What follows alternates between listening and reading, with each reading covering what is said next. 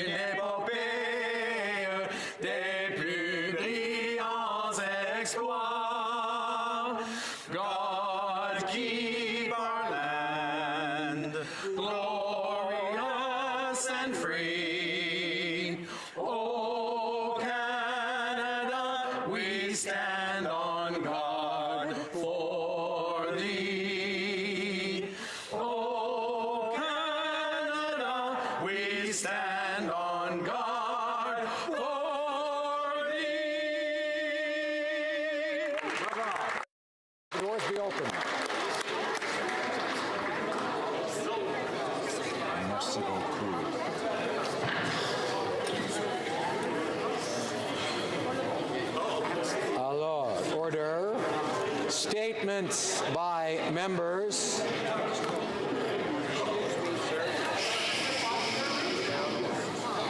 Déclaration de député, the honourable member for Brampton East. Thank you, Mr. Speaker. Mr. Speaker, April is Sikh Heritage Month, as Canadians across the country highlight and honour the many contributions that Sikh Canadians have made in Canada. It was in April in 1699 when Guru Gobind Singh Ji created the Khalsa Panth. Around the world, Sikhs believe in meditation, community service, hard work, helping out the less fortunate. But these aren't just Sikh values, they're Canadian values. Sikh Heritage Month is not just an opportunity to celebrate the contributions of Sikh Canadians, but more importantly, an opportunity to educate not just Canadians, but people all around the world about the Sikh history. Happy Sikh Heritage Month to all those celebrating across the country. Thank you, Mr. Speaker. Honourable member for Parkdale High Park. We were all shocked by the terrorist massacre of 50 innocent Muslims in New Zealand. It was a stark reminder of our own homegrown terrorism here in Canada, which manifested in the Quebec mass murder of 6 men in 2017. But in times of horror, we also find examples of hope. First was a circle of peace in my riding, which formed around the Hamza Mosque. During Friday prayers, 50 people, Jews, Christians, Buddhists, and secular folks, sent a message of solidarity to Muslims in Parkdale that they are welcome and that they are safe. Second is the example set by Windermere United Church. On the rented sign outside the church, they regularly post messages of solidarity. When the sign owner refused to post messages celebrating Ramadan and Pride, Reverend Alexa Gilmore ended her rental agreement and filed a human rights complaint. The church is now fundraising for a new sign with the help of neighbors like Kate Manson and Maggie Knoss, who aren't even congregants but felt compelled to stand up for inclusion and to stand against Islamophobia and homophobia. Out of the darkness, we can indeed find light, Mr. Speaker. Thank you. The honourable member for Yorkton Melville. Mr. Speaker, we parliamentarians have the privilege of being invited to special events that reflect a rich variety of cultures and faiths in Canada. One such experience for me was to attend a celebration ending the Muslim fast of Ramadan at Ottawa City Hall. I was warmly welcomed and enjoyed it very much. Weekly, a group of parliamentarians meet for breakfast, Christian prayer, and biblical devotion, leaving our partisanship at the door, choosing to support and encourage each other as we seek to serve God in this place. Today, I invite all parliamentarians to the longest-running annual event on the Hill, historically hosted by speakers of both places since 1964, the Canadian National Prayer Breakfast on May 2nd. 650 individuals from across Canada and around the world will come together to pray for our nation and the world, including 100 Canadian youth attending the National Christian Youth Summit. It's going to be a wonderful event, a great opportunity for my colleagues in this House to experience seeing and hearing the Christian faith celebrated on the Hill. The honourable member for Steveston Richmond East. Mr. Speaker, Richmond's Bulldog Wrestling Club scored another win recently at the BC High School Championship because of the outstanding performances by 5 area students who train at their club. Under the mentorship of Arjun and Jag Bular, these students came away with medals and the experience of a lifetime. These aren't the first medals for the club. Both Arjun and Jag have represented Canada on the world stage with distinction, and often as the first Sikhs and Punjabi Canadians in their competitions. Arjun and Jag are among the volunteers coaching wrestling to young members, practicing out of a small gym on the family's farm. They also work with the Esteem Team program, helping to inspire and activate young people. Mr. Speaker, I'd like to thank the Bular family for their contributions to youth and sport in Richmond and wish them continuing success. Yes. Bravo. Bravo. Honourable member for Churchill, Kiewit-Nookaski. Mr. Speaker, last week I visited Lac Brochet, a First Nation in northern Manitoba. I'm thankful for the warm welcome I received, but the discussion was serious. Lac Brochet is on the forefront of climate change. There are numerous signs, including the early melt of the ice road, but nowhere is it more evident than the caribou. They're moving further and further away from their traditional territory. The people of the Denizlian, like their neighbors, the Saizi Dene, depend on the caribou hunt for subsistence, for healthy food, for tradition, for life. The caribou are moving too far for a community hunt, and they are asking for the resources to be able to send their hunters to be able to provide for elders and others. Climate change has already begun its destruction. And instead of supporting American billionaires by buying out a pipeline, it is First Nations like Lac Brochet and others that need support for the caribou hunt, for their roads, for their housing. And we all need bold leadership like a Green New Deal. The people of Lac Brochet, our north, and our country are depending on it. Thank you, Masi. The honourable member for Kitchener Centre. Thank you, Mr. Speaker. The Kitchener Rangers Hockey Club has been a source of pride for my community since 1963. They have seen over 200 alumni go on to play in the NHL or the World Hockey League. Players like Jonathan Jancis, who finished this season with a league-leading 24 power play goals, give their all on and off the ice throughout the year. Along with maintaining a grueling training schedule, Rangers players also attend great educational institutions in my community like Grand River Collegiate and the University of Waterloo. The Rangers maintain strong partnerships with numerous not-for-profits throughout the Waterloo region. While my team won 34 of 69 games this year, they lost their spot in the OHL semifinals to the Guelph Storm. Yay, Storm. Due to a wager I made with my honorable colleague from that city, I must temporarily don a Guelph Storm jersey. However, I look forward to standing in this house next year as I watch the same colleague don a Rangers jersey. Thank you, Mr. Speaker. I say go Musa. Member for Leeds, Grenville, Thousand Islands, and Rideau Lakes. Mr. Speaker, this week the Prime Minister's carbon tax took effect, immediately raising the price of everything from gas to home heating to groceries. We know that this is nothing more than a tax grab to help the Prime Minister pay for his reckless spending because he's exempting Canada's biggest producers of emissions and charging small business owners, commuters, and hockey moms and dads while suggesting that they take public transit. Well, that's not possible for many rural Canadians, like in Leeds, Grenville, Thousand Islands, and Rideau Lakes. Farmers in my riding are on the cutting edge of sustainability and innovation, but the Prime Minister's carbon tax is raising price to get crops to market, to buy fertilizer and grain drying, causing margins to shrink. They can't afford to make new investments in sustainability while they're now worried about their bottom line and keeping the lights on. Make no mistake about it. The Prime Minister's carbon tax isn't an environmental plan, it's a tax plan. The honourable member for Surrey Newton. Thank you, Mr. Speaker. In Canada, we feel and experience diversity in many ways. In Surrey, we see it on motorcycles, thanks to the Sikh Motorcycle Club Canada. This past weekend, I joined Gyani Narinder Singh and Gurdwara Dukh Nivaran Sahib to lend my support to Sikh Motorcycle Club members Jitinder Singh Chauhan, Janta Singh Taliwal, Sukhveer Singh Malaith, Ajad Inder Singh Sidhu, Jasmeet Paul Singh and Parvjeet Singh Takhar, who are taking part in World Tour 2019, right from the United Kingdom to the Golden Temple in celebration of the 550th birth anniversary of Guru Nanak Dev Ji, and to support humanitarian work by raising funds for Khalsa Aid. Please join me in congratulating the Sikh Motorcycle Club members for all they do to give back and live up to the values we hold dear as Canadians. The honourable member for Oakville North Burlington. Thank you, Mr. Speaker. Our government knows the importance of bringing a gender lens to policy making, and we know that many health conditions disproportionately affect women. Heart disease and stroke is the #1 cause of premature death in women in Canada.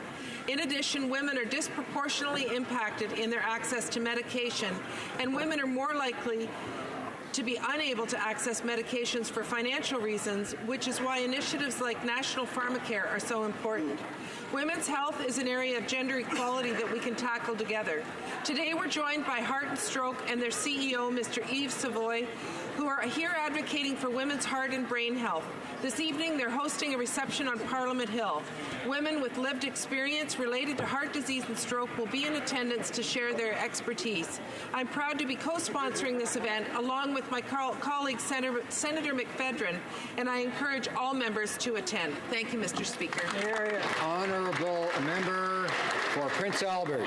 Mr. Speaker, the Canada-China canola crisis is a national economic emergency that must be dealt with now. Canadian farmers produce the highest quality canola in the world. The quality of the product is not the issue. Mr. Speaker, the failed leadership of the Prime Minister is the issue. He's hurting our farmers. The Prime Minister's bungling of the relationship with China is now at an ugly crossroads with SNC-Lavalin scandal. He is lecturing Chinese officials on the independence of Canada's judicial system, while at the same time bullying the former Attorney General has shown the global leaders he will dismiss the rule of law for political gains. Shameful. Our international trading partners know this, Mr. Speaker, and now our farmers are paying the price. The price of canola continues to drop. Farmers are now stuck with product they cannot sell. Farmers are now making decisions to what to seed this spring. They're worried they will not have the cash to pay this year's bills. Farmers need to know that this government is going to repair its relationship with China. Right now, they have no confidence that this government has a plan, and they're tired to be the ones to pay for this Prime Minister's failures. The Honourable Member for Laval-Isle. Mr. Speaker, April is Autism Awareness Month, and I want to take this opportunity to recognize the excellent work of the Laval Autism Society. This not-for-profit organization has been working since 1995 to improve the quality of life of families in Laval. Their talented team runs innovative, inclusive projects for its clients, all while defending the rights and interests of people with autism spectrum disorder and with Fragile X syndrome. I'm honored to announce that I have been named Ambassador of the Laval Autism Society, and I will be very proudly participating in their events throughout the month of April. Thank you, Mr. Speaker. The Honourable Member for Vimy. Mr. Speaker, last March, as a member of the Standing Committee on the Status of Women, I attended the 63rd session of the United Nations Commission on the Status of Women in New York City. I was accompanied by my colleagues from the Canadian delegation, led by the Minister for Gender Equality. We reiterated Canada's intention to empower Canadian women and attain gender equality. As an official delegate for the Inter-Parliamentary Union, along with my global counterparts, we share best practices for increasing women's political participation around the world. As parliamentarians, women, peace and security should be in our DNA, and we need to be more vigilant to make sure that women are always at the peace negotiations table. I'm very proud of Canada's leadership at the CSW. Together, let's continue to share Canada's experience and work towards a better future for women everywhere. And finally, Mr. Speaker, I want to wish all daughters of the vote a warm welcome on the Hill.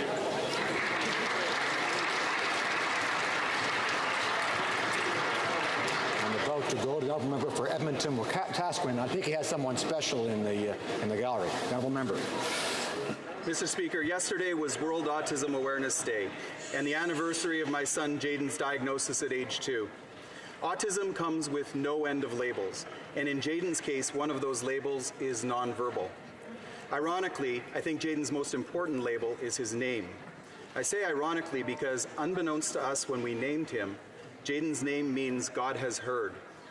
There are few things I know for sure, but I know this. My 23-year-old nonverbal son has something to say. He says it in the simple words he types or writes. He says it with a sideways smile, a mysterious giggle, a whimsical look, and sometimes with heartfelt tears. And if you have the patience to just wait on him, quietly be present with him, joining him in the moment, in his moment, he will touch your heart in the most magical of ways. You will hear his voice, and you will never forget what he has to say.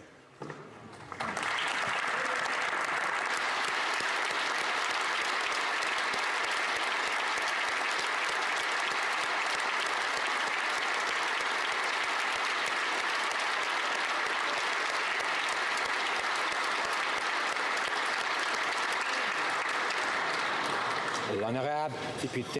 The Honourable Member for Pontiac. Mr. Speaker, I invite you and all Canadians to picture yourself as a kid at summer camp in your youth, surrounded by friends at a campfire, learning how to swim and paddle a canoe, gazing at the stars, dreaming big. That is what camp is all about. Growing up, having fun, making friends, and building that Canadian character.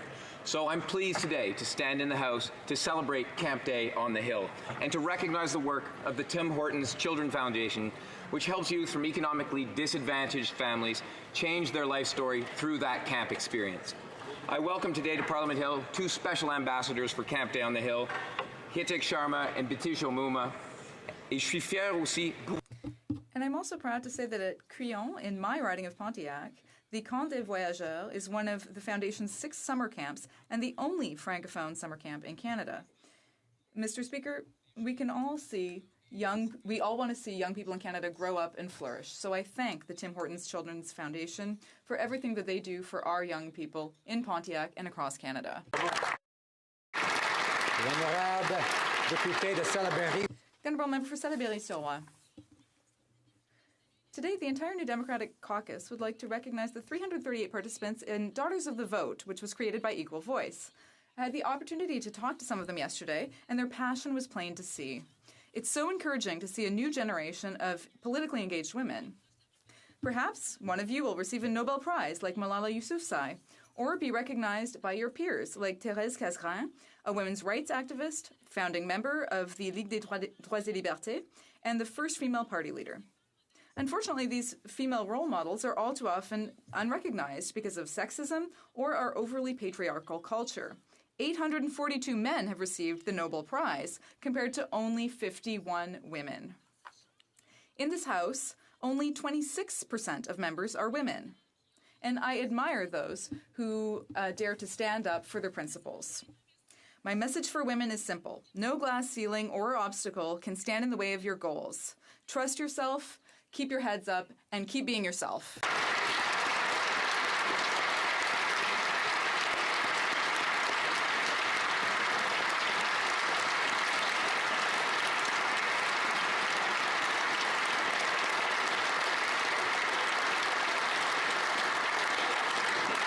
The honourable member for Aurora, Oak Ridges, Richmond Hill. Mr. Speaker, we come to this House for the opportunity to shape the future direction of the nation. We must act in the best interest of Canada with honor and integrity. But that's not how this Prime Minister sees it. Yesterday, he showed us what happens to those who choose to honor the responsibility of their office ahead of the wishes of the Prime Minister. His message to Canadians is clear. If you tell the truth and stand on principle, there's no place for you in the Liberal Party. This message is not new. I felt it as well. I swore an oath to put my needs of my country first, so I didn't leave the Liberal Party. The Liberal Party left me. We must hold our elected officials to a higher standard as a reflection of the office that they hold and the example they set for all Canadians. But this Prime Minister is willing to sacrifice our democracy, discard the rule of law, and politically interfere in a criminal prosecution. That's how far this Liberal Prime Minister will go to retain power and cover up the truth at the expense of Canada.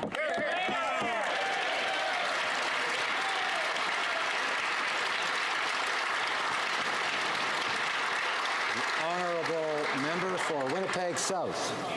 Mr. Speaker, today we were part of history when 338 young women from across Canada took their seats in this place and raised their voices. Le Canada a besoin. Canada needs more women in politics, in business, and in public life, if we want our economy to prosper. The work of Equal Voice and Daughters of the Vote not only empowers young women to seek public office, it gives them the tools they need to lead in their communities. Hear, hear. Monsieur le Président.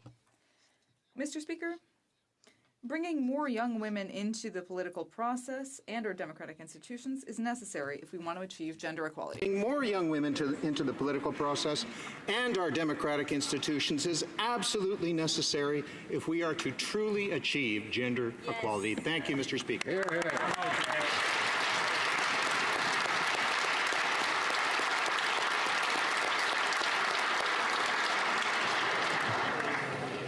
Oral questions. Questions orales. The Honourable Leader of the Opposition.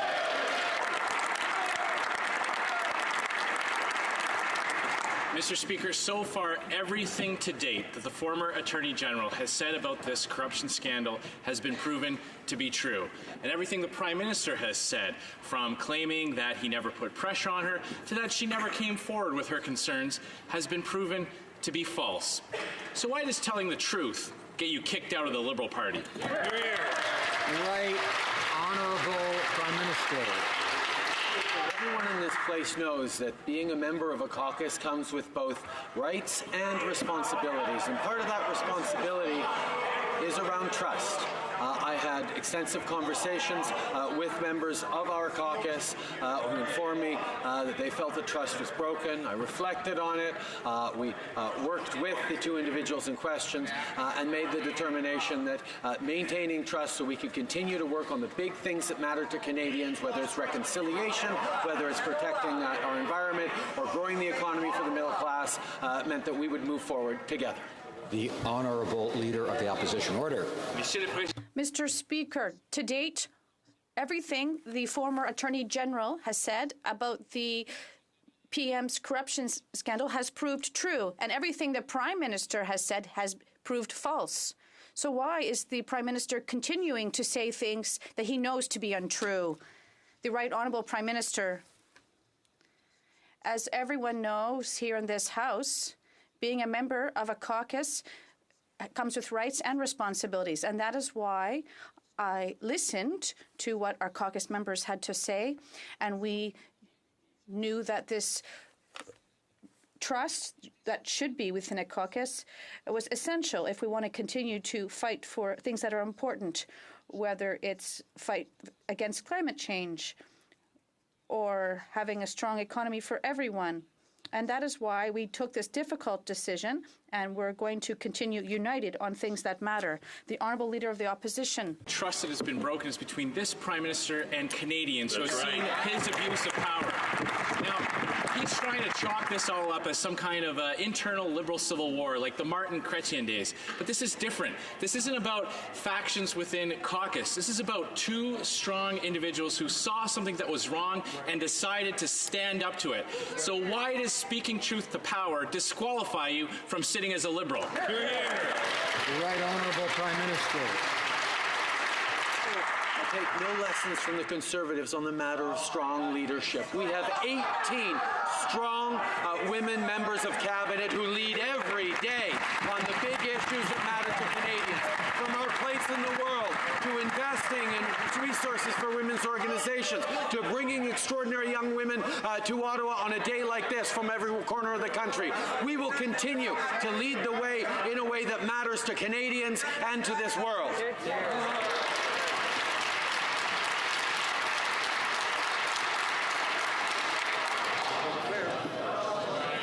Order. The Honourable Leader of the Opposition. He's continuing to remove everyone who has stood up to his abuse of power and his cover-up of this scandal.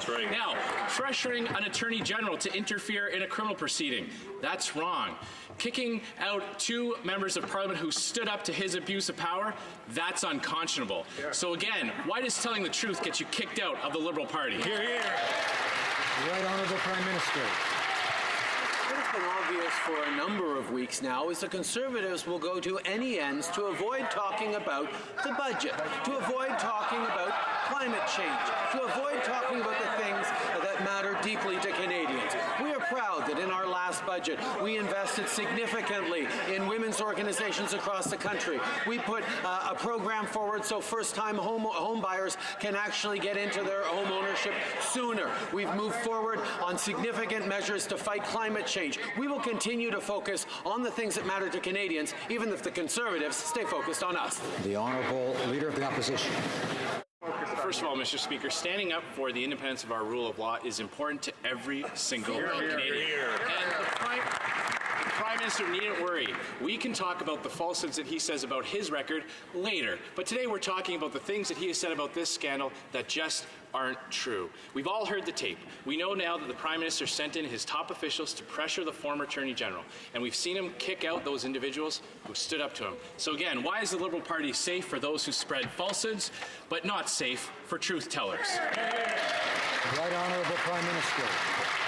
I would be careful about throwing stones about falsehoods when I'm sitting in the official opposition's chair. The fact of the matter is we are going to continue to focus on the things that matter to Canadians. And yes, the integrity of our institutions and the rule of law matter deeply to Canadians like they matter to us. And that is why we will continue to respect our institutions and the rule of law, even as we fight for jobs. We stand up for workers across this country, and we continue to do the things that Canadians expected us to do after 10 years of failure by the Conservatives.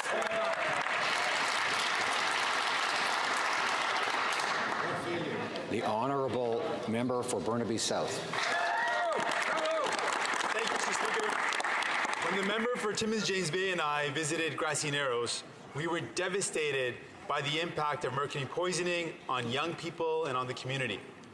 Now, reconciliation is not just in words, it's in actions.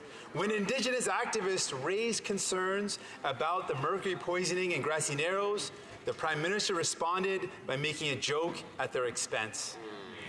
Mr. Speaker, that's not leadership.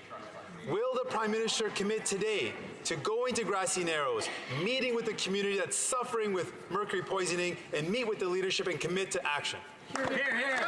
The Right Honourable Prime Minister. Mr. Speaker, I apologize and apologize again for the comments I made. They lacked respect. They were unacceptable. We know that the situation in Grassy Narrows has been dire for a long time. That is why we've committed to moving forward on building the resources for them. We've continued to work in partnership with the province that holds a significant area of responsibility in this matter to ensure that we are supporting the people of Grassy Narrows. I'm happy to say that the Minister of Indigenous Services just had a conversation with Chief Turtle. We will continue to work with the community of Grassy Narrows on concrete solutions. The Honourable Member for Burnaby South. Mr. Speaker, the question is whether he would go there or not. He doesn't seem to answer. Monsieur le Président. Mr. Speaker, several women are on the Hill today to be encouraged to get involved in politics. The Prime Minister has sent them a clear message. If you dare to be critical or defend your principles, such as the independence of our judiciary, he will kick you out. How can the Prime Minister think he's encouraging these women with a message such as this? The Right Honourable Prime Minister. Mr. Speaker, my message for young women here today and throughout the country is that they should get involved in politics. We need their opinions. We need a great variety of opinions and perspectives in this House. We have to hear them. We won't always agree with everyone, and that is why we have this House, to have debate, to hear different perspectives. But we have to listen to each other, and we have to act according to our values. That's what we've always done, and that's what we are doing. The Honourable Member for Burnaby South. Mr. Speaker, the Prime Minister also sent the same message to several young people who had hoped that politics would be done differently. For this Prime Minister, having the courage to put the interests of Canadians before those of their party is not possible.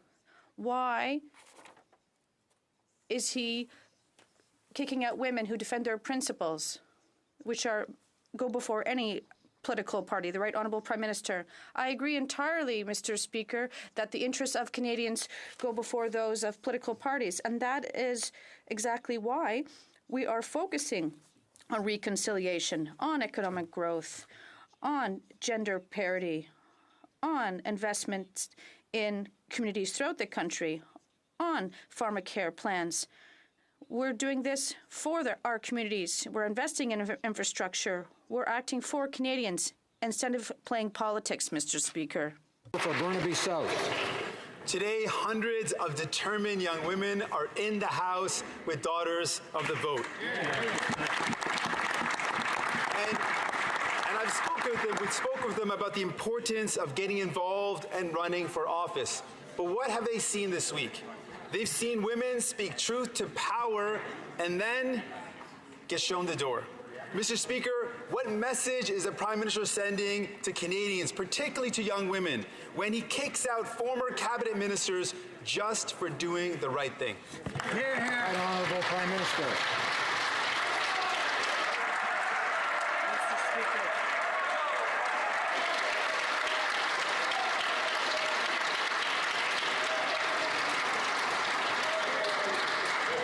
Order. Order. The Right Honourable Prime Minister. Mr. Speaker, I am certain that the member for Burnaby South did not mean to even inadvertently disparage the extraordinary women who remain in our government, who continue to lead every day on issues that matter deeply to Canadians, whether it's foreign affairs, whether it's official languages, whether it's employment, whether it's the status of women, whether it's the very first Minister of Agriculture who happens to be a woman, whether it's the first woman government House Leader.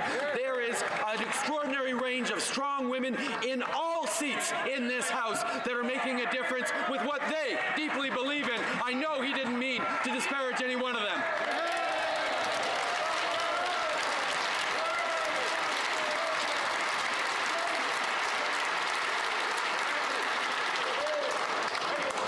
The Honourable Order. The Honourable Leader of the Opposition. Mr. Speaker, during his press conference on February 15th, the Prime Minister said that the Attorney General had the responsibility to speak up. We know that she did so. She told the Prime Minister and to the Finance Minister. She spoke to the Clerk of the Privy Council and many other people in his office to stop. How can he maintain that she didn't speak up? The Right Honourable Prime Minister. Mr. Speaker, we heard hours and hours of testimony for all the people involved in this affair, including 4 hours of testimony from the former Attorney General, who we gave her an unprecedented waiver to speak fully about this case by waiving solicitor-client privilege and cabinet confidence. We know it's important to hear all different viewpoints, and they were heard.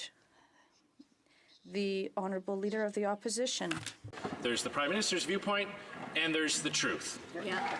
After all of that, there's still massive inconsistencies between what the Prime Minister has said and what testimony has shown. So I have a very, very simple question for the Prime Minister.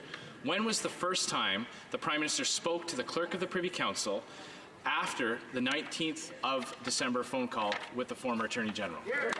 Honourable Prime Minister.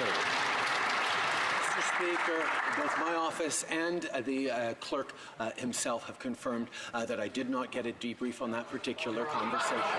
Mr. Speaker, but what we see once again is the members opposite trying to talk about anything other than the economy, the budget, the canola challenge that our Western farmers are facing right now, the kinds of things that matter to Canadians. It's been 339 days, Mr. Speaker, since the member opposite promised Canadians he'd soon release a climate change plan, and we're still waiting. No wonder he doesn't want to talk.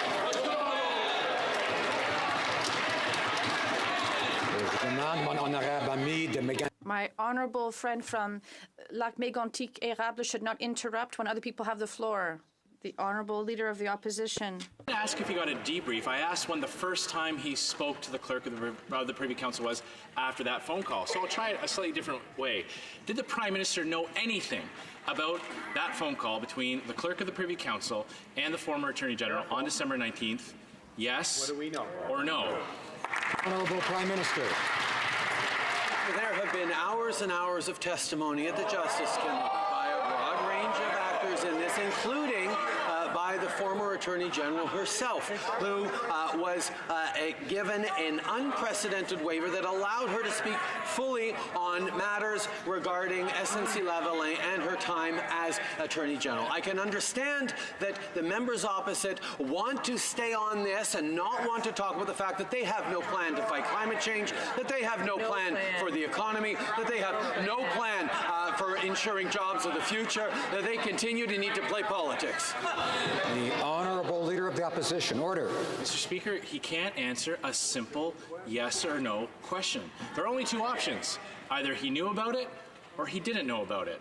So, once again, did the Prime Minister know anything about that phone call on December 19th between the former Attorney General and the Clerk of the Privy Council?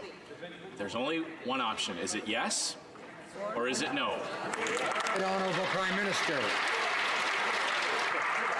We have a Justice Committee that has been tasked with looking into this matter. We have an Ethics Commissioner that, for those people watching today, has as a role to make determinations about what's going on in this House. Now, in this House, members opposite are free to make all sorts of accusations, allegations, and sling mud as they will. But we have an Ethics and Conflict of Interest Commissioner who is tasked with digging to the bottom of things to understand what is political dross and what is reality. That is the work that we support. That is what we will continue. The Honorable Leader of the Opposition. Mr. Speaker, nobody would have to dig through anything if this Prime Minister didn't abuse his power to interfere in a court proceeding. Nobody would have to dig through anything if this Prime Minister could just answer a simple question. Did he know about that phone call on December 19th? Yes or no? Honorable Prime Minister. What we have right now is a Conservative Party desperate to try and stretch out a matter that has consumed. Order. I think particularly today members should be aware of their responsibility to listen to others and to points of view they disagree with. That's vital in our democracy, as members all know, and I would ask them to show some respect for that concept. The Right Honourable Prime Minister. Right now we see a Conservative Party trying to stretch out an issue that has dominated headlines for the past weeks because they want to keep talking about anything other than the issues that matter to Canadians, whether it be a real plan to fight climate change or a budget that helps Canadians get the training they need to be able to continue in the workforce, that makes education more affordable, that helps homebuyers buy. The Honourable Leader of the Opposition. You'll note that he just can't seem to bring himself to answer a very simple question, yes or no. And there's a reason why this is important, because from the beginning, he has always claimed that he never put pressure on the former Attorney General. In that phone call, the clerk said 4 times that the Prime Minister was, quote, firm. He also claims that he had no idea that the phone call took place and that she never brought her concerns to his office. So once again, yes or no? Did he know anything about the call before or after? It's one of those two options, yes or no. Right, Honourable Prime Minister. As we have said repeatedly, as we have heard repeatedly, I was not debriefed on that conversation between the clerk and the minister. I should have spoken directly with the minister. There wasn't an opportunity to do that. I've continued to say that we know we need to work better. We need to improve our systems so that the lines of communication are better open. This has been a situation that has led to concrete changes in how we move forward. But, Mr. Speaker, again, we are continuing to move forward on the things that matter to Canadians, which include the Honourable Member for Desnethi, Mississippi, Churchill River. Indigenous people across the country want their inherent rights to be recognized. Yes. Decades of mercury poisoning in grassy narrows is no laughing matter. Indigenous people want to live with dignity. and have a good quality of life. The Prime Minister said his comments lacked respect. What he didn't say was he lacks the will to seriously listen to Indigenous people. Enough empty words from this Prime Minister. Will he commit to visit the people of Grassy Narrows and give them the respect and attention they deserve? Right Honourable Prime Minister. Mr. Speaker, we've committed to forging a new relationship with Indigenous peoples based on trust, respect, and the true spirit of cooperation, not just empty words like the member opposite accuses us of. We have made historic investments since 2015, including advancing reconciliation in concrete ways, securing a better quality of life, improving access to safe, clean drinking water. Investments have increased by 50%, and there's still, of course, more work to do. So in Budget 2019, we eliminated barriers to quality health care and culturally relevant social supports. We're funding post-secondary. Order. I'd ask the member for Lakeland to come to order. The member for Churchill-Kiwetinoong Aski. Mr. Speaker, the Prime Minister has shown a profound disrespect towards Indigenous peoples. He mocks protesters when seeking justice for Grassy Narrows, turns his back on Indigenous peoples, saying no to his pipeline, and now fires one of the most prominent Indigenous women in Canada for speaking truth to power. Indigenous peoples have had enough of this disrespect. Colonialism is alive and well in this country. Many still live in third world living conditions. So why won't this Prime Minister listen to what they are saying? And why does he continuously show such disrespect to Indigenous peoples? Right Honourable Prime Minister. Mr. Speaker, from the very beginning, this government has been focused on partnership with Indigenous peoples. We've been focused on moving forward in ways that respect and uplift Indigenous peoples and communities, and we have been doing that with hundreds of new school projects, better access to health care, eliminating 82 long-term boil water advisories, and on track to eliminating 100% of them within the 5 years we committed to. We know there's tremendous work being done on new relationships, including new fiscal relationships, on new governance relationships. We are working forward on the path to reconciliation, but we admit there's much more. The Honourable Member for Milton. In 2002, 3 women appeared on the cover of Time magazine as Persons of the Year. They were whistleblowers. They took risks to reveal illegal or unethical practices in their own organizations. And these women inspired me when I was a young lawyer in 2002. And today we have 2 more women who are probably very inspiring for the women across this country, who also took risks to speak their truth. And indeed, they were thrown out the door of the Liberal Party. Mr. Speaker, why has the Prime Minister decided that whistleblowers need to be punished and not appreciated? Honourable Prime Minister. Mr. Speaker, unlike the members opposite, we have always embraced a range of viewpoints and perspectives within our party. That is something that actually strengthens the Liberal Party and allows us to do a better job of listening to Canadians from coast to coast to coast and governing in a way that is inclusive rather than divisive. That is what we will continue to do. But ultimately, diversity only works if there is also trust, Mr. Speaker. And when that relationship of trust was broken within our caucus, I had to take a difficult decision, and I did. The Honourable Member for Milton. Order. Trust goes both ways, doesn't it? And I think that's something the Prime Minister needs to remember. Women are quite often whistleblowers, and I'll tell you why. For many years, we were not part of boardrooms, and we sat on the sidelines of what happens in the corporate boardroom and in legislatures. And as a result, we are uniquely placed to see when ethical lapses are happening. We also do have the courage to step up and speak when we need to. The Prime Minister may believe that he has dealt with this by throwing 2 people out of the Liberal Party, but many more courageous women are here, and they're here today, and they're watching. What does the Prime Minister have to say to them? Honourable Prime Minister. Mr. Speaker, I was proud that for the first time in history, we brought in a gender-balanced cabinet, bringing in strong women from across the country to be a full part of this government. And I would very much like to hear from the member opposite if she can tell us that her party has made the commitment that if they should form government again, they will have a gender-balanced cabinet. That would be a wonderful thing, I think, to announce to the women in this room today who very much want to see a gender balance as the way forward in boardrooms, in courtrooms, and in the House of Parliament and in government.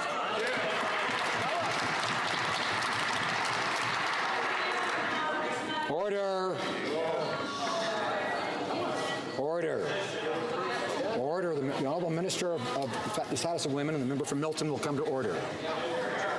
The honourable member for Richmond Athabasca.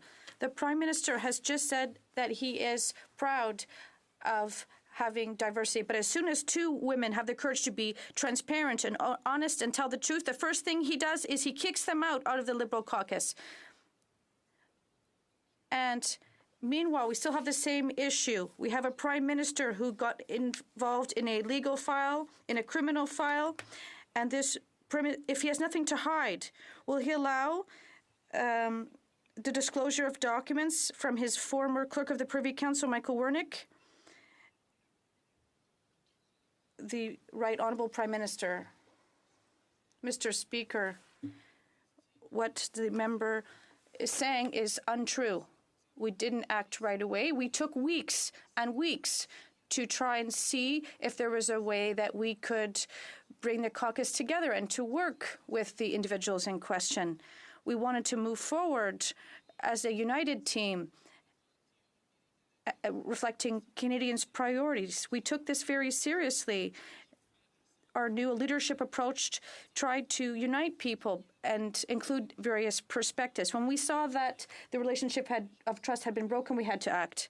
The honourable member for Richmond Athabasca. Mr. Speaker, my question was simple.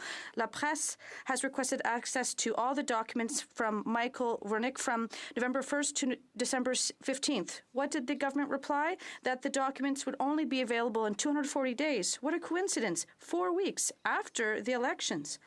If the Prime Minister has nothing to hide, can he commit today, in front of us here in this House, in front of Canadians, to make these documents available like the La Presse requested? The Right Honourable Prime Minister. Mr. Speaker, our government strengthened the access to information system, and we're examining this request, and we're going to respond in due time when we will have the opportunity to do so. We firmly believe in access to information, in transparency, and notably in the extraordinary work that journalists throughout the country are doing to protect our democracy and to keep Canadians informed. We're East. Today in this chamber, dozens of the Daughters of the Vote turn their backs to this Prime Minister. Why? Because they support strong, independent women speaking truth to power. Because they know integrity is the cornerstone of your character. By kicking the first Indigenous Attorney General of Canada out of caucus for upholding the law, the Prime Minister has made it clear that principled women who dare to stand up to him are not welcome in the Liberal Party. Is this what a self-proclaimed feminist looks like in 2019?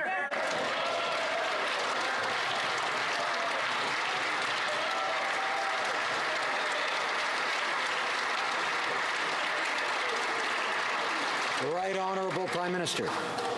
Mr. Speaker, as a government, we have moved forward in significant and meaningful ways on gender equality. I'm proud of our development assistance policy that is fundamentally feminist. I'm proud that we've put forward budgets with a GBA plus analysis. I'm proud that we've moved forward on pay equity, that we've moved forward on funding for women's organizations across this country, that we've moved forward on a gender-balanced cabinet. I recognize there is much more to do, and I am proud that there is now a contest amongst party leaders to see who can be the better feminist. I think that's a great thing for this country. I think that's a great thing for Parliament.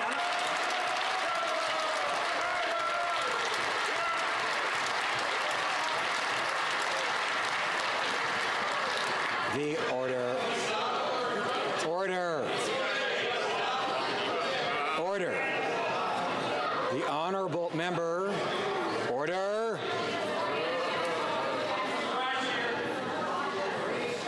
Order. The honourable member for Timmins James Bay. Mr. Speaker, in 15 years I've dealt with all manner of Indian Affairs ministers, but the member for Markham-Stouffville was one who got things done. I worked with her on the health and suicide crisis in the north. She committed to the relocation of Kashechewan. We battled to instill Jordan's principle as the legal right, and yet to see the Liberal caucus publicly trash her reputation with words like traitor and repugnant and joined at the hip with her colleague, that's just not acceptable. She deserves this. Doesn't the Prime Minister understand that? Right Honourable Prime Minister. Mr. Speaker, I agree entirely with the member opposite that when he points out that we have done big things as a government on the path to reconciliation. And a lot of it is due to the extraordinary leadership of our former Indigenous Services Minister. But he will also know that approach on reconciliation requires a whole-of-government approach. And I can highlight that every single cabinet minister in this government has been working very hard on reconciliation and is partially responsible for the tremendous advances we have made on this path. There is much more to do, and we are going to continue, Mr. Speaker. The honourable member for Outremont. Mr. Speaker, let us talk for a moment about how we can continue to improve the lives of our middle-class Canadians right across the country. Chez nous, dans Outremont. In Outremont, we have already invested in infrastructure projects, incredible ones. I'm thinking of the Metro Blue Line, the new campus for the University of Montreal, just to name a few. Can the Prime Minister update this House on how Budget 2019 continues to invest in Canadian municipalities and meet their needs? The Honourable Prime Minister. I'd like to thank the member for Outremont for her hard work and for her question. In Budget 2019, we're investing $2.2 billion directly into our communities and those who have shown they're most willing and able to get projects done. As the Federation of Canadian Municipalities said, this is a significant turning point for cities and communities across Canada. The Conservatives don't know what it's like to work alongside municipalities. Their record was 10 years of neglect. But on this side of the House, we're working together with our partners to build stronger, more sustainable communities in Outremont and all across the country. Opposition House Leader. Mr. Speaker, we know the former Attorney General was telling the truth. She was being inappropriately pressured by the Prime Minister. The tape proves it, and the Prime Minister should have finally admitted that she was right. But that's not what happened. Instead, he kicked her out of caucus. And then he sent out his Liberal MPs to smear and insult her.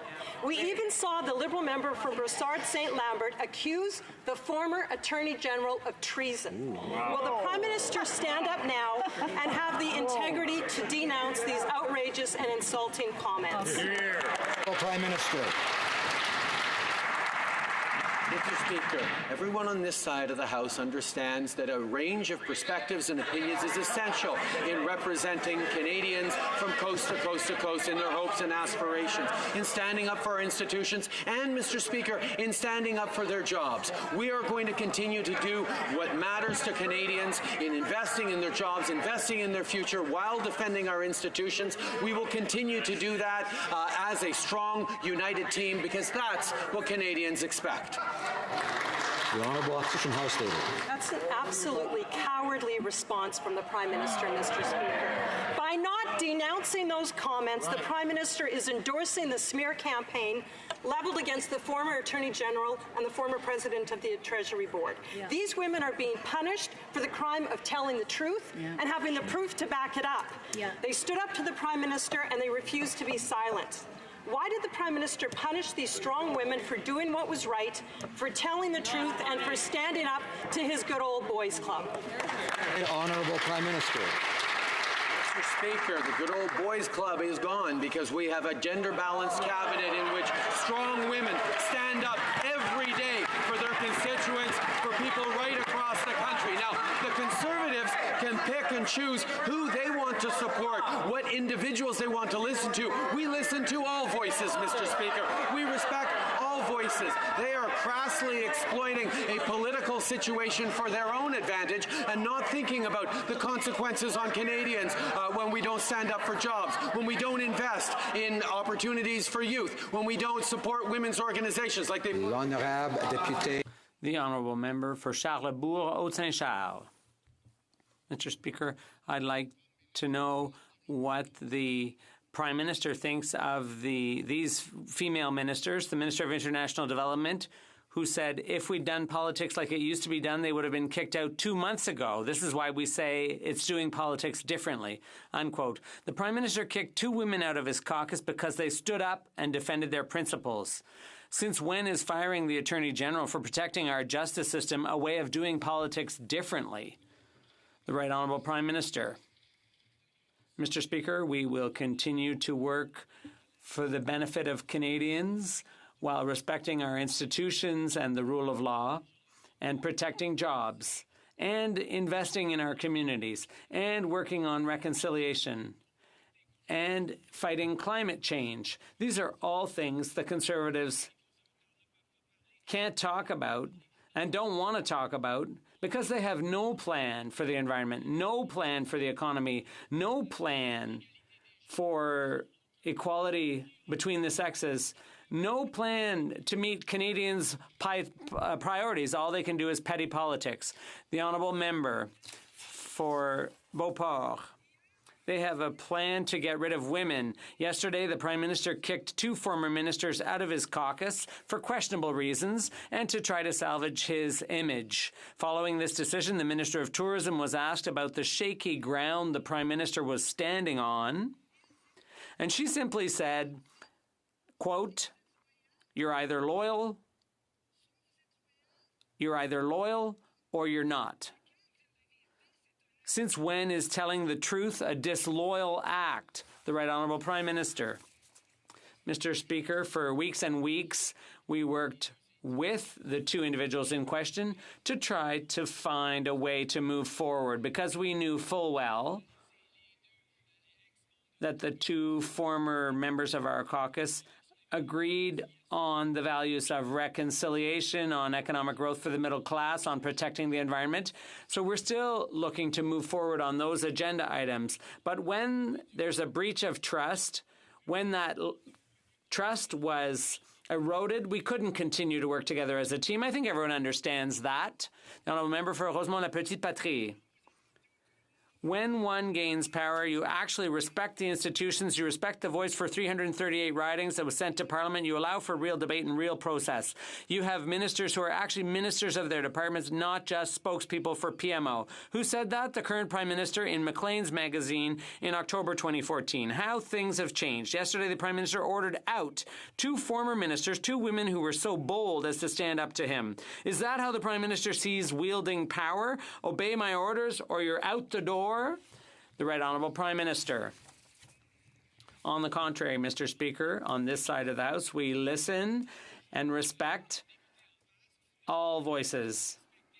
But the members opposite don't want to listen to those who are still in our caucus, those who are still in our cabinet, those who want to talk about the work this government continues to do to deliver in concrete terms on our promises to Canadians, to invest in the middle class and Canadians.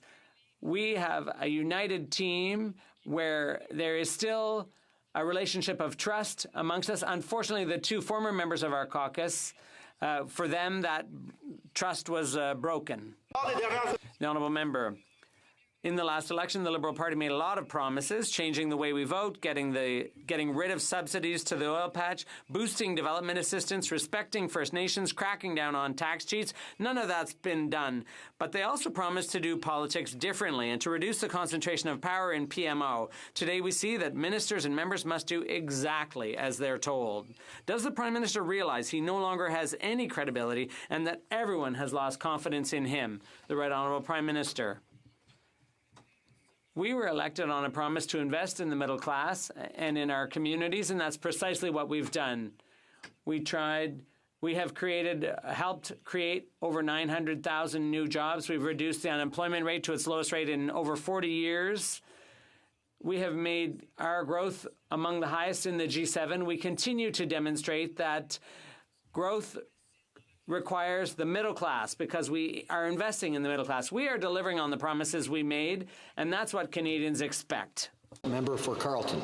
The Prime Minister told Canadians if anyone thought he'd done anything wrong on SNC, then, quote, it was their responsibility to come forward, and no one did. Yet text messages, journal entries, and audio recordings prove the former Attorney General did come forward and complain to him and his top staff on September 16th, 17th, 19th, October 26th, November 22nd, December 5th, 18th, and 19th. Does he really claim that he knew absolutely nothing about the complaint she brought forward in more than a half-dozen meetings? Honourable Prime Minister. Mr. Speaker, in my direct encounter meeting with the former Attorney General in September. I confirmed to her that the decision around DPA was hers and hers alone. That is what has been clear throughout this entire process. There have been 13 hours of testimony, including 4 by the former Attorney General, allowed for by the fact that we put forward an unprecedented waiver that suspended solicitor-client privilege in this matter, that suspended cabinet confidentiality so that she could speak fully to this matter that was being looked at by the Justice Committee. The member for Carleton. And at that September meeting, the Attorney General reports that she looked the Prime Minister in the eye and said, "Are you interfering with my role as Attorney General? Because I strongly advise against it." Does the Prime Minister remember her saying any such thing? Honourable Prime Minister. And, Mr. Speaker, once she said that, I responded, no, I am not. It is her decision to make. And she then committed to revisit and look into the decision once again, Mr. Speaker. All these are elements in the testimony that we have heard, that the Justice Committee examined exhaustively. But once again, we see the member opposite is desperate to talk about anything other than our budget, anything other than the economic growth we're putting forward, anything other than our concrete plan to fight climate change, because they have no plan on any of that. No plan. The honourable member for Carleton. And now the Prime Minister has caught himself in a trap of his own making. He came out on February 15th and said that no one had come forward to raise any concerns about his conduct. And now he admits on the floor of the House of Commons that way before, in September, his own Attorney General asked him to his face if he was interfering. Why is it the Prime Minister having so much difficulty remembering his story? Is it because it's simply not true?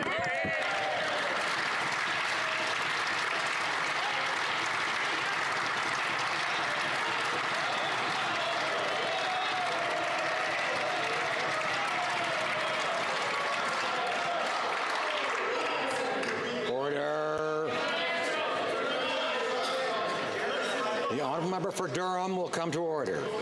Order. The honourable member for Banff Airdrie also. The Right Honourable Prime Minister. Once again, Mr. Speaker, the member opposite is twisting himself into rhetorical knots to try and make a point that simply is not there. We have been crystal clear throughout this process, Mr. Speaker. We have allowed the testimonies to be heard through the Justice Committee because of an unprecedented waiver we put forward, suspending both cabinet confidentiality and solicitor-client privilege. We continue to very much stand up for our institutions and the rule of law, while always standing up for Canadians and their jobs right across the country. We will continue to do that, Mr. Speaker. Honourable member for Carleton. Well, now the Prime Minister has effectively admitted that when he looked 37 million Canadians in the eye on February the 15th and told them that the Attorney General had never spoken a word about her concerns, that he was stating a patent falsehood. There is a word for that kind of falsehood that I cannot utter on the floor of the House of Commons. Will the Prime Minister, having now caught himself in his own trap of contradiction and deception, now apologize to the Canadian people for stating that falsehood on February 15th?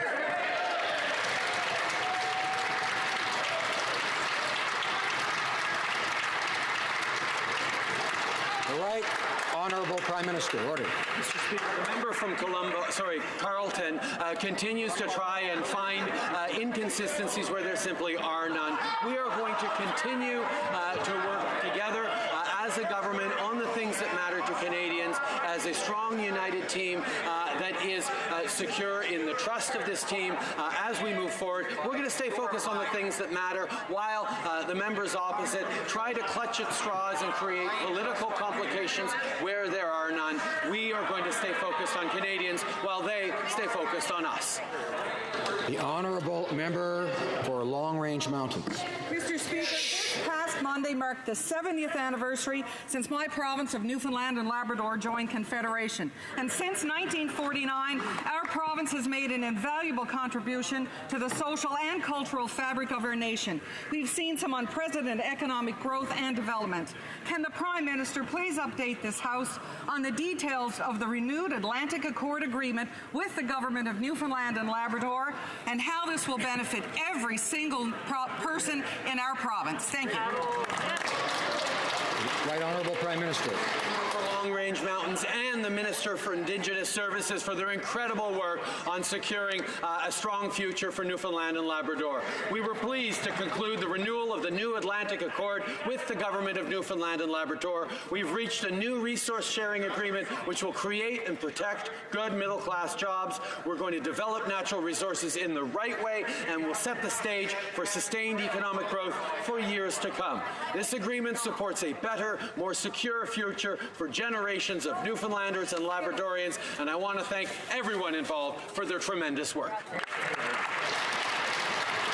The Honourable Member for Aurora, Oak Ridges, Richmond Hill. Mr. Speaker, the Prime Minister sent a very clear message yesterday to all Canadians. Liberal members of Parliament are here to do what the Prime Minister says or else. The devastating cost for anyone who stands on principle and tells the truth is to be fired, humiliated, and discarded. The Prime Minister holds the highest office in the land. He must serve Canada and defend our democracy, the rule of law, and the truth. When will he start living up to the obligations of his office? Honourable Prime Minister. We spent weeks working with the former Attorney General and others to try and find a path forward to rebuild the links of trust that must exist within a team at any point for it to function. We took the time to try and find a path forward, and amid many criticisms that we needed to act sooner, we did not. We wanted to demonstrate a different way and a different approach to politics that looks for common ground, that looks for path forwards. Only when it became very clear that there was a broken bond of trust that was not going to be able to be rebuilt did we take serious. The Honourable Member for Burnaby South. Thank you, Mr. Speaker. Mr. Speaker, Canadians are watching. What they saw yesterday is 2 women ministers get shown the door for speaking truth to power, and now he's not willing to answer any questions about the matter. The only reason he continues with these non-answers is if the truth is even worse. Canadians deserve to know the truth before they go to the polls in October. So will the Prime Minister do what's right and call a public inquiry now? Honourable Prime Minister. Mr. Speaker, apparently unlike the member opposite, we have confidence in the work of our House committees, and we respect the work that the Justice Committee did, hearing hours upon hours of testimony, including testimony that was allowed for by the fact that we emitted a unprecedented waiver of both solicitor-client privilege and cabinet confidentiality to allow the former Attorney General and others to speak fully to the matter under investigation by the Justice Committee. That is the kind of openness and transparency that Canadians expect, and that is what we will always stand for. I'm hearing language that could be considered unparliamentary. I ask members to be cautious about such things. The Honourable Member for Bay of Quinte. This week, I was pleased to see that Hastings County will be receiving more than $1.4 million to help fight homelessness. This funding is part of Canada's first ever national housing strategy, in which our government committed to reducing chronic homelessness by at least 50% over the next decade. Could the Prime Minister tell the House how the national housing strategy and reaching home, the government's redesigned homelessness partnering strategy, is helping Canada's most at-risk people find safe, affordable, accessible places to call home? Thank you. Prime Minister. I thank the member of Bay of Quinte for his question and for his hard work for his constituents. We recognize that one person living in homelessness is one too many. We announced Canada's first ever national housing strategy and made record investments in housing. Reaching Home, our homelessness partnering strategy, sets ambitious targets and doubles funding to fight homelessness, reducing it by 50% in the coming years. Reaching Home makes more communities eligible to receive funding, helps us meet our ambitious targets, and mostly helps vulnerable people across our country. Well, a member for Chilliwack Hope. Canadians watched with disgust as these Liberals stood and applauded as the Prime Minister kicked 2 MPs out of the Liberal Party for having the audacity to stand up to him and speak truth to power. These Liberals may have decided that there is no greater principle than covering up corruption, but Canadians know better. Throughout this entire affair, the Prime Minister has refused to tell the truth about his involvement in a concerted campaign to interfere in an ongoing criminal investigation. So why doesn't he just do the honorable thing for once, apologize and resign?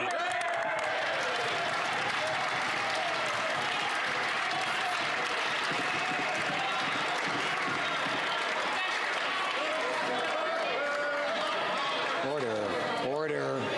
The Right Honourable Prime Minister. Order. Mr. Speaker, about 6 months from now, Canadians will have an opportunity to go to the polls and choose what the future of the country will look like. And I suspect from conversations we've had with Canadians, they're going to be making choices around who has a better plan for the economy, who has a real plan to fight climate change, who has a plan for reconciliation with Indigenous peoples, who is going to move forward in a way that responds to their real concerns. Well, the Conservatives promised a plan to fight climate change 339 days ago and still refuse to talk about anything.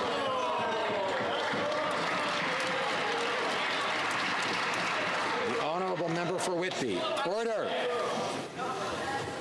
Mr. Speaker, today we had 338 Daughters of the Vote take their seats in the House of Commons. They represented the strength and integrity that Canadians value. This morning, as we listened to their statements, I was inspired and acutely understand that they get it. They understand the power of their actions, the power of unity, and the power of their voice. I want to encourage them to continue to speak their truth and to continue to stand up for justice, and we stand with you. The Honourable Prime Minister. For Whitby for her strong words and her unflagging compassion and passion for bringing Canada forward. Bringing more women into the political process and our democratic institutions is fundamental if we are to achieve gender equality. That's why the work of Equal Voice and the Daughters of the Vote is so timely and crucial. And that's why we were proud to invest $3.8 million for Daughters of the Vote. I thank Equal Voice and the Daughters of the Vote program for its important work, and I wish great success for all the daughters who are here in Ottawa this week.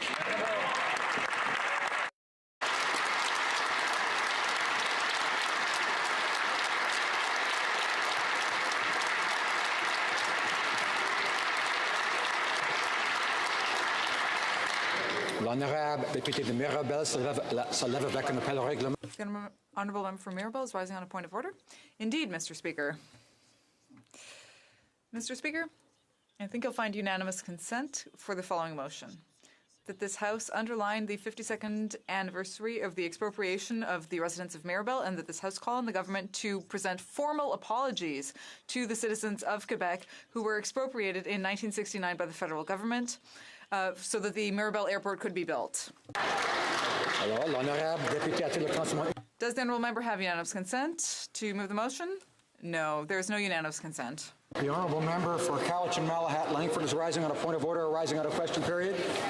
Yes, Mr. Speaker, a point of order. In a moment, I'll be seeking unanimous consent for a motion. As we all know in this House, our canola producers are going through a lot of hardship right now, and I hope, because the House has not yet had its chance to voice its opinion on this matter, that all members in this House will join me in giving support to the following motion. That in the opinion of the House, the government recognize the importance and value of canola as an agricultural crop and do everything in its power to resolve the current trade dispute with China, including A, ensuring all agricultural business risk management programs are reviewed and made adaptable to the needs of producers who are suffering because of loss of market access. B, using all diplomatic channels available with the government of China to press for a speedy resolution. C, reviewing Canada's current trade deficit with China to ensure we are safeguarding current and future jobs by using all fiscal, legal, and other trade options available at Canada's disposal. And D, diversifying our canola export market. Agreed. Does the honourable member have the unanimous consent of the House to oppose the motion? No, there is There's no unanimous consent.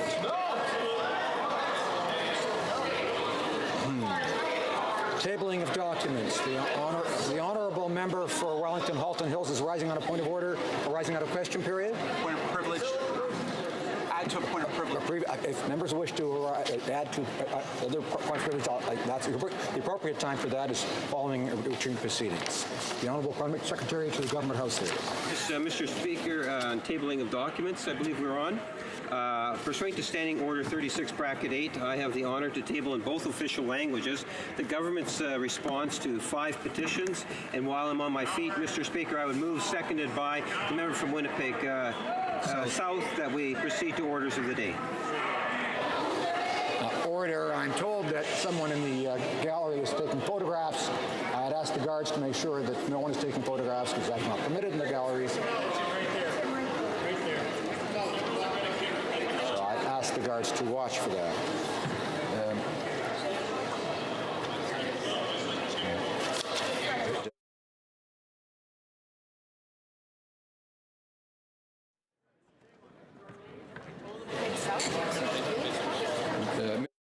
Seconded by Mr. Duguid, moved that the House can now proceed to the orders of the day. It is the pleasure of the House to adopt the motion. All those in favor of the motion will please say yea. All those opposed will please say nay. In my opinion, the yeas have it. Calling the members.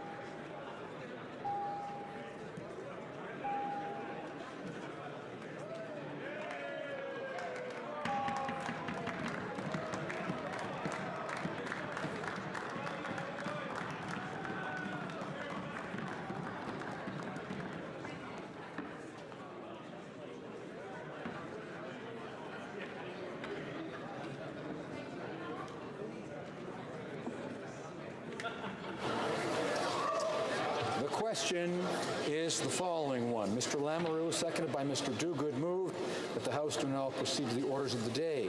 All those in favor of the motion will please rise. Mr. Tager. Mr. Tager. Mr. Hare. Mr. Hare. Mr. Sajjan. Mr. Sajjan. Madame Joly. Madame Joly. Mr. Rodriguez. Mr. Rodriguez. Ms. Fitzpatrick-Taylor. Ms. Fitzpatrick-Taylor. Ms. Murray. Ms. Murray. Ms. Qualtrough. Ms. Qualtrough. Mr. Morneau. Mr. Morneau. Mr. Lametti. Mr. Lametti. Ms. Bennett. Ms. Bennett. Mr. Baines. Mr. Baines. Ms. Haidu. Ms. Haidu. Mr. Hussain. Mr. Hussain. Mr. Regan. Mr. Regan. Mr. Blair. Mr. Blair. Ms. Tassi. Ms. Tassi.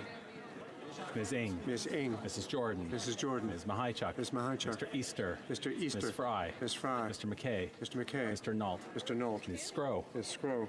Mr. Eiking. Mr. Eiking. Mrs. Lockhart. Mrs. Lockhart. Monsieur Lauzon, Argentin de Petite Nation. Monsieur Lauzon, Argentin de Petite Nation. Monsieur Cormier. Monsieur Cormier. Mrs. McCrimmon. Mrs. McCrimmon. Ms. Jones. Ms. Jones. Mr. Algabra. Mr. Algabra. Mr. Leslie. Mr. Leslie. Mr. Carr. Mr. Carr. Ms. Gould. Ms. Gould. Mr. Sohi. Mr. Sohi. Mr. Holland. Mr. Holland. Ms. Monsef. Ms. Monsef. Monsieur Garneau. Monsieur Garneau. Ms. Duncan de Topico North. Ms. Duncan de Topico North. Monsieur Duclos. Monsieur Duclos. Ms. McKenna. Ms. McKenna. Madame Le Boutillier. Madame Le Boutillier. Mr. Wilkinson. Mr. Wilkinson. Mr. Cuzner. Mr. Cuzner. Mr. Casey Charlottetown. Mr. Casey Charlottetown. Mr. Vaughn. Mr. Vaughn. Monsieur Serré. Monsieur Serré. Monsieur Chiffquet. Mr. Chiffquet. Mr. Bagnall. Mr. Bagnall. Monsieur Paradis. Mr. Paradis. Mr. McGinty. Mr. McGinty. Mr. Scarpellegia. Mr. Scarpellegia. Mr. Sims. Mr. Sims. Mr. Ratanzi. Mr. Ratanzi. Mr. Jasneski. Mr. Jasneski. Mr. Anna de Sangri. Mr. Anna de Sangri. Mr. Fillmore. Mr. Fillmore. Ms. Goldsmith-Jones. Ms. Goldsmith-Jones. Ms. DeMoff. Ms. DeMoff. Mr. Mendocino. Mr. Mendocino. Mr. Dogood. Mr. Dogood. Mr. Lamoureux. Mr. Lamoureux. Mr. McKinnon-Gatineau. Mr. McKinnon-Gatineau. Mr. Beach. Mr. Beach. Mr. Lightbound. Mr. Lightbound. Ms. O'Connell. Ms. O'Connell. Ms. Cara. Ms. Cara. Mr. Varani. Mr. Varani. Mr. Fraser Central Nova. Mr. Fraser Central Nova. Ms. Young. Ms. Young. Mrs. Schultz. Mrs. Schultz. Monsieur Vandage. Monsieur Vandage. Monsieur Poisson. Monsieur Poisson. Mr. DeCourcy. Mr. DeCourcy. Mrs. Romanato. Mrs. Romanato. Monsieur Massé Avignon La Matisse Matin Matapédia. Monsieur Massé Avignon La Matisse Matin Matapédia. Monsieur Hébert. Monsieur Hébert. Mr. Dhaliwal. Mr. Dhaliwal. Mr. Pescasolido. Mr. Pescasolido. Madame Mendez. Madame Mendez. Mr. Oliphant. Mr. Oliphant. Monsieur Dubourg. Mr. Dubourg. Mr. Aldag. Mr. Aldag. Mr. Amos. Mr. Amos. Monsieur Arsenault. Monsieur Arsenault. Mr. Aria. Mr. Aria. Monsieur Ayoub. Monsieur Ayoub. Mr. Badaway. Mr. Badaway. Monsieur Bayless. Monsieur Bayless. Mr. Boissonneau. Mr. Boissonneau. Mr. Biddle. Mr. Biddle. Mr. Bossio. Mr. Bossio. Mr. Bertina. Mr. Bertina. Mr. Breton. Mr. Breton. Mr. Chen. Mr. Chen. Ms. DeBruzen. Ms. DeBruzen. Ms. Dillon. Ms. Dillon. Monsieur Drouin. Monsieur Drouin. Ms. Zarowitz. Ms. Zarowitz. Mr. Assassi. Mr. Assassi. Monsieur El Khoury. Monsieur El Khoury. Mr. Ellis. Mr. Ellis. Mr. Erskine Smith. Mr. Erskine Smith. Monsieur Fergus. Monsieur Fergus. Mr. Finnegan. Mr. Finnegan. Mr. Fisher. Mr. Fisher. Mr. Fonseca. Mr. Fonseca. Mr. Fragascatos. Mr. Fragascatos. Mr. Fraser Westnova. Mr. Fraser Westnova. Mr. Fuhrer. Mr. Fuhrer. Mr. Garrettson. Mr. Garrettson. Mr. Graham. Mr. Graham. Mr. Hardy. Mr. Hardy. Mr. Housefather. Mr. Housefather. Ms. Hutchings. Ms. Hutchings. Monsieur Yakino. Mr. Yakino. Mr. Johari. Mr. Johari. Ms. Khalid. Ms. Khalid. Mr. Levitt. Mr. Levitt. Mr. Long. Mr. Long. Mr. Longfield. Mr. Longfield. Ms. Ludwig. Ms. Ludwig. Mr. Maloney. Mr. Maloney. Mr. May Cambridge. Mr. May Cambridge. Mr. McDonald. Mr. McDonald. Mr. McKinnon Coquitlam Perkle Quitlam. Mr. McKinnon Coquitlam Perkle Quitlam. Mr. McLeod Northwest Territories. Mr. McLeod Northwest Territories. Mr. Morrissey. Mr. Morrissey. Madame Nassif. Madame Nassif. Mr. Oliver. Mr. Oliver. Mr. Peterson. Mr. Peterson. Monsieur Picard. Mr. Picard. Monsieur Rioux. Monsieur Rioux. Monsieur Robillard. Mr. Robillard. Ms. Rudd. Ms. Rudd. Mr. Broomy. Mr. Broomy. Mr. Rusnak. Mr. Rusnak. Mr. Saini. Mr. Saini. Monsieur Sanson. Mr. Sanson. Mr. Senga. Mr. Senga. Mr. Sarai. Mr. Sarai. Madame Shanahan. Madame Shanahan. Mr. Sheehan. Mr. Sheehan. Mr. Sidhu Mission Mascree Fraser Canyon. Mr. Sidhu Mission Mascree Fraser Canyon. Mr. Secan. Mr. Secan. Mr. Sorbera. Mr. Sorbera. Mr. Spengeman. Mr. Spengeman. Mr. Tabera. Mr. Tabera. Mr. Tan. Mr. Tan. Ms. Vandenveld. Ms. Vandenveld. Mr. Whalen. Mr. Whalen. Mrs. Zaid. Mrs. Zaid. Madame Fortier. Madame Fortier. Madame Lambropoulos. Madame Lambropoulos. Mr. Hogue. Mr. Hogue. Mr. Rogers. Mr. Rogers. Ms. Yip. Ms. Yip. Mr. Rhoda. Mr. Rhoda. Madame Bendayan. Madame Bendayan. Mrs. Caesar Chavan. Mrs. Caesar Chavan. Mr. Graywall. Mr. Graywall. All those opposed to the motion will please rise. Ms. Bergen. Mr. Nicholson. Mr. Nicholson. Ms. Finley. Ms. Finley. Mr. Allison. Mr. Allison. Mr. Bazan. Mr. Bazan. Mr. McColeman. Mr. McColeman. Mr. Kent. Mr. Kent. Mr. O'Toole. Mr. O'Toole. Mr. Reyes. Mr. Reyes. Mr. Poliev. Mr. Poliev. Mr. Deltez. Mr. Deltez. Mrs. Block. Mrs. Block. Mr. Fast. Mr. Fast. Mr. Blenny Bechas Les Etchemin-Lévy. Mr. Blenny Bechas Les Etchemin-Lévy. Mr. Nuttall. Mr. Nuttall. Mr. Barlow. Mr. Barlow. Mr. Bertod. Mr. Bertod. Mr. Martel. Mr. Martel. Mr. Paulus. Mr. Paulus. Mr. Albus. Mr. Albus. Mr. Richards. Mr. Richards. Mr. Workington. Mr. Workington. Mr. Straw. Mr. Straw. Mrs. Stubbs. Mrs. Stubbs. Ms. Harder. Ms. Harder. Mrs. Vecchio. Mrs. Vecchio. Mrs. Wong. Mrs. Wong. Mr. Abutiev. Mr. Abutiev. Mr. Kelly. Mr. Kelly. Mr. Lake. Mr. Lake. Mr. Lobb. Mr. Lobb. Mr. O'Brien. Mr. O'Brien. Mr. Sorensen. Mr. Sorensen. Mr. Godin. Mr. Godin. Mr. Clark. Mr. Clark. Mr. Reed. Mr. Reed. Mrs. Wagentall. Mrs. Wagentall. Mr. Nader. Mr. Nader. Mr. Brassard. Mr. Brassard. Mr. Sweet. Mr. Sweet. Mr. Anderson. Mr. Anderson. Mr. Genereux. Mr. Genereux. Ms. Alislav. Ms. Alislav. Mr. Soroya. Mr. Soroya. Madame Boucher. Madame Boucher. Mr. Carey. Mr. Carey. Mr. Hoback. Mr. Hoback. Mr. Falk-Provencher. Mr. Falk-Provencher. Mr. Zimmer. Mr. Zimmer. Mr. Kimmich. Mr. Kimmich. Mr. Yordega. Mr. Yordega. Mr. Calkins. Mr. Calkins. Mrs. Gallant. Mrs. Gallant. Mr. Dreeshen. Mr. Dreeshen. Mrs. Falk Battleford Lloydminster. Mrs. Falk Battleford Lloydminster. Mr. Cooper. Mr. Cooper. Mr. Albrecht. Mr. Albrecht. Mr. Arnold. Mr. Arnold. Mr. Genereux. Mr. Genereux. Monsieur Gould. Monsieur Gould. Mr. Kitchen. Mr. Kitchen. Mr. Waugh. Mr. Waugh. Mr. Schmale. Mr. Schmale. Mr. Macaulay Edmonton West. Mr. Macaulay Edmonton West. Mr. Tilson. Mr. Tilson. Mr. McKenzie. Mr. McKenzie. Mr. Shields. Mr. Shields. Mr. Diot. Mr. Diot. Mr. Vierson. Mr. Vierson. Mr. Motts. Mr. Motts. Mr. Benson. Mr. Benson. Mr. Lloyd. Mr. Lloyd. Mr. Barrett. Mr. Barrett. Mr. Davidson. Mr. Davidson. Mr. Stanton. Mr. Stanton. Monsieur Lauzon, Stormantunda, South Glengarry. Mr. Lauzon, Stormantunda, South Glengarry. Mr. Sopak. Mr. Sopak. Mr. Van Kesteren. Mr. Van Kesteren. Mr. Glinsky. Mr. Glinsky. Mr. Miller, Bruce Gray, Owen Sound. Mr. Miller, Bruce Gray, Owen Sound. Mr. Trost. Mr. Trost. Mr. Julian. Mr. Julian. Mr. Massey, Windsor West. Mr. Massey, Windsor West. Ms. Kwan. Ms. Kwan. Mr. Angus. Mr. Angus. Mr. Caron. Mr. Caron. Mr. Garrison. Mr. Garrison. Madame Rousseau. Madame Rousseau. Madame Trudel. Madame Trudel. Ms. Blaney, North Island Powell River. Ms. Blaney, North Island Powell River. Ms. Jolibois. Ms. Jolibois. Monsieur Dussault. Monsieur Dussault. Monsieur Dubé. Monsieur Dubé. Monsieur Aubin. Monsieur Aubin. Monsieur Nantel. Monsieur Nantel. Monsieur Choquette. Monsieur Choquette. Mr. Blakey. Mr. Blakey. Mr. Johns. Mr. Johns. Ms. Hardcastle. Ms. Hardcastle. Mr. McGregor. Mr. McGregor. Mr. Cullen. Mr. Cullen. Mr. Stetsky. Mr. Stetsky. Madame Quash. Madame Quash. Madame Boutin-Sweet. Madame Boutin-Sweet. Madame Lavaldière. Madame Lavaldière. Ms. Duncan Edmonton Strathcona. Ms. Duncan Edmonton Strathcona. Madame Hughes. Madame Hughes. Monsieur Beaulieu. Monsieur Beaulieu. Monsieur Plamondon. Monsieur Plamondon. Monsieur Boudria. Monsieur Boudria. Monsieur Saint-Marie. Monsieur Saint-Marie. Monsieur Marcel. Monsieur Marcel. Monsieur Thériault. Monsieur Thériault. Madame Posé. Madame Posé. Monsieur Fortin. Monsieur Fortin. Madame Gill. Madame Gill. Monsieur Barcelou-Duval. Monsieur Barcelou-Duval. Ms. May, Saanich Gulf Islands. Ms. May, Saanich Gulf Islands. Mr. Weir. Mr. Weir. Mr. Clement. Mr. Clement.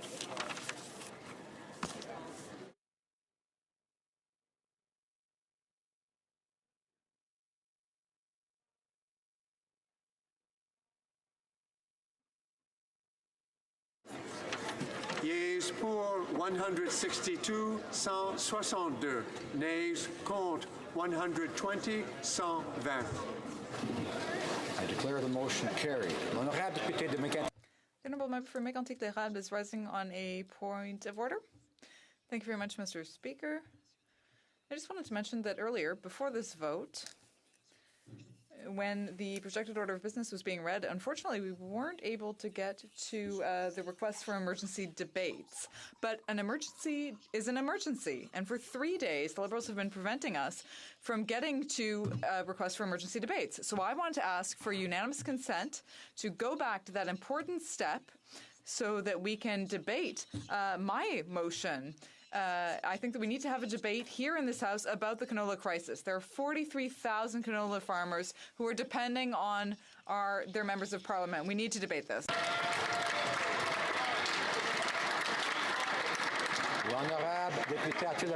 Does the honourable member have unanimous consent? No, there is no unanimous consent.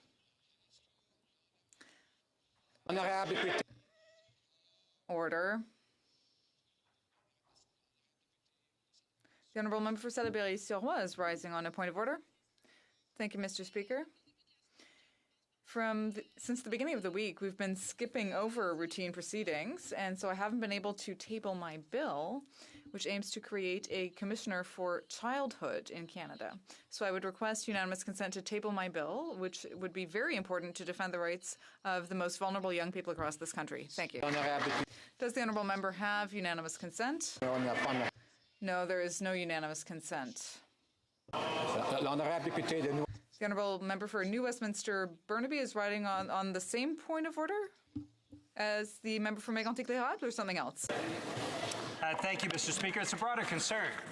Both the member from Mégantic-Les-Rades and Salaberry-sur-Roi have pointed out the fact that the government has basically crushed routine proceedings now for the last 3 days. Now, as you know, Mr. Speaker, we have not been able to complete routine proceedings since March 19th. What that means is that members of Parliament are unable to table petitions, unable to table bills and unable to ask for important emergency debates. Mr. Speaker, I guess I would ask you to look at this issue and come back to us, because the question is, how many days are we going to be permitted as members of Parliament to not have the rights that come with being elected to the House of Commons to be able to intervene on these issues? I hope that you... I think the member for New Westminster Burnaby knows that I'm subject to the standing orders and to the rules of the House, and that's what I have to follow, as he understands completely, I'm sure. I believe the honourable member for Wellington Halton Hills wishes to intervene on a previously raised question of privilege. Yes, thank you, Mr. Speaker. I'll try to be brief. I believe my remarks will be no more than 4 to 5 minutes. I'm rising to comment on the point of question of privilege raised by the honourable member for Perth Wellington concerning the Liberals' breach of the Parliament of Canada Act. This point of privilege concerns a real breach of members' rights. And how do we know that members' rights were breached? Well, on November 5th, 2015, Section 49 of the Parliament of Canada Act required Liberal MPs to vote 4 times. These 4 votes were to have been recorded, just like the votes are recorded here in the House of Commons. One of the recorded votes that didn't occur for that rule, was for the rule concerning caucus expulsions. On March 21st, the honourable member for Scarborough-Guildwood confirmed in an article in the Toronto Star written by Tana McCharles that with respect to the 4 votes required, quote, nothing like that ever happens in caucus, end quote. This point of privilege is timely because that confirmation that these recorded votes did not happen was reported on March 21st in the Toronto Star, only 3 parliamentary days ago. Now, Mr. Speaker, when the Prime Minister and his leadership team prevented Liberal MPs from exercising their rights under Section 49.8, he and his leadership team violated the rights of members in 3 ways, and Liberal members in particular. First, the Prime Minister deprived members of their right to vote 4 times in a recorded manner under Section 49.8. Secondly, in depriving members of their right to vote in a recorded manner for those 4 different rules, the Prime Minister deprived members of the opportunity to adopt the rule in Section 49.2 concerning caucus expulsions. In other words, the Prime Minister deprived members of their right to determine a caucus expulsion on a secret ballot vote. And 3, Mr. Speaker, in denying members their right to vote and adopt the expulsion rule in Section 49.2, the Prime Minister denied members being considered for expulsion the right to a fair process, one that is not ad hoc and arbitrary. Section 49.2 lays out a clear process for expulsion, and the bar is set very high. First, at least 20% of caucus, in this case, some 36 members of Parliament, had to write to the caucus chair requesting an expulsion vote, and second, a majority of the entire caucus, not just a majority of members present, would have to have voted in favor of expulsion on a secret ballot vote. In other words, since the Liberal caucus had 179 members, that means at least 90 Liberal members would have had to have voted for expulsion on a secret ballot vote. If only 120 members showed up, the 90 votes are still required. Now, this question is even more relevant in light of the caucus expulsions yesterday of the honourable members for Markham-Stouffville and Vancouver-Grenville. Hier soir, le Premier ministre a dit... Last night, the Prime Minister said on national television, quote, I made the decision to expel the honourable members. Members, quote, to inform them of my decision. These words are important for your consideration to underscore that it should not be his decision to make. MPs are not accountable to the leader.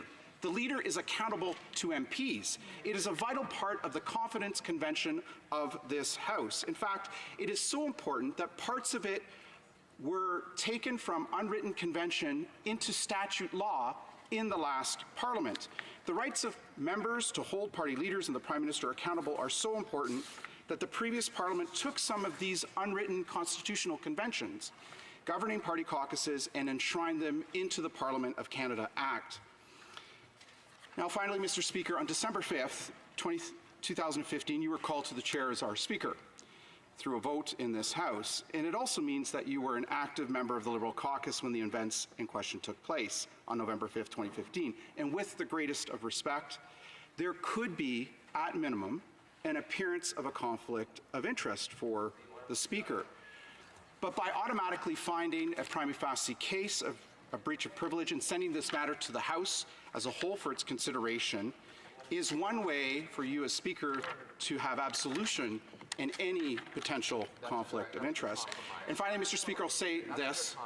Secret in-camera meetings, whether they're of committees or they're of the recognized caucuses of this House of Commons, should be no shield to prevent the upholding of the rule of law and members' rights. You are the only person, Mr. Speaker, the only person in this land who can defend these rights of members. We have no recourse to the judicial branch of the state. We have no recourse to a place outside of this House of Commons. You, sir, are our defender of our rights, and I ask that you find a prima facie case of a breach of privilege. I thank the honourable member for Wellington Halton Hills, although it sounded to me like he was getting kind of close to challenging the authority of the chair. It's tricky. I understand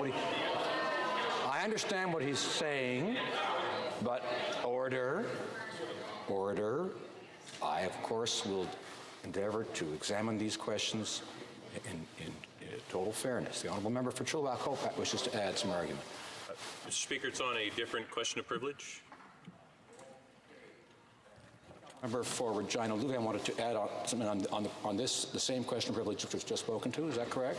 And then we'll come to the honourable member for Chilliwack-Hope. That's correct, Mr. Speaker. I do rise to add to the very same point of privilege. The member for Wellington Halton Hills has thoroughly explained how the Parliament of Canada Act applies to expulsions from caucus. The federal NDP leader expelled me from caucus without written notice and without a vote. So I believe that evidence should also be considered in your ruling on this point of privilege. The context for my expulsion was that another member of this House suggested that I was involved in some unspecified harassing behavior. No complaints were ever brought forward against me under the House of Commons anti-harassment policy. No complaints were ever brought forward against me through the NDP staff union.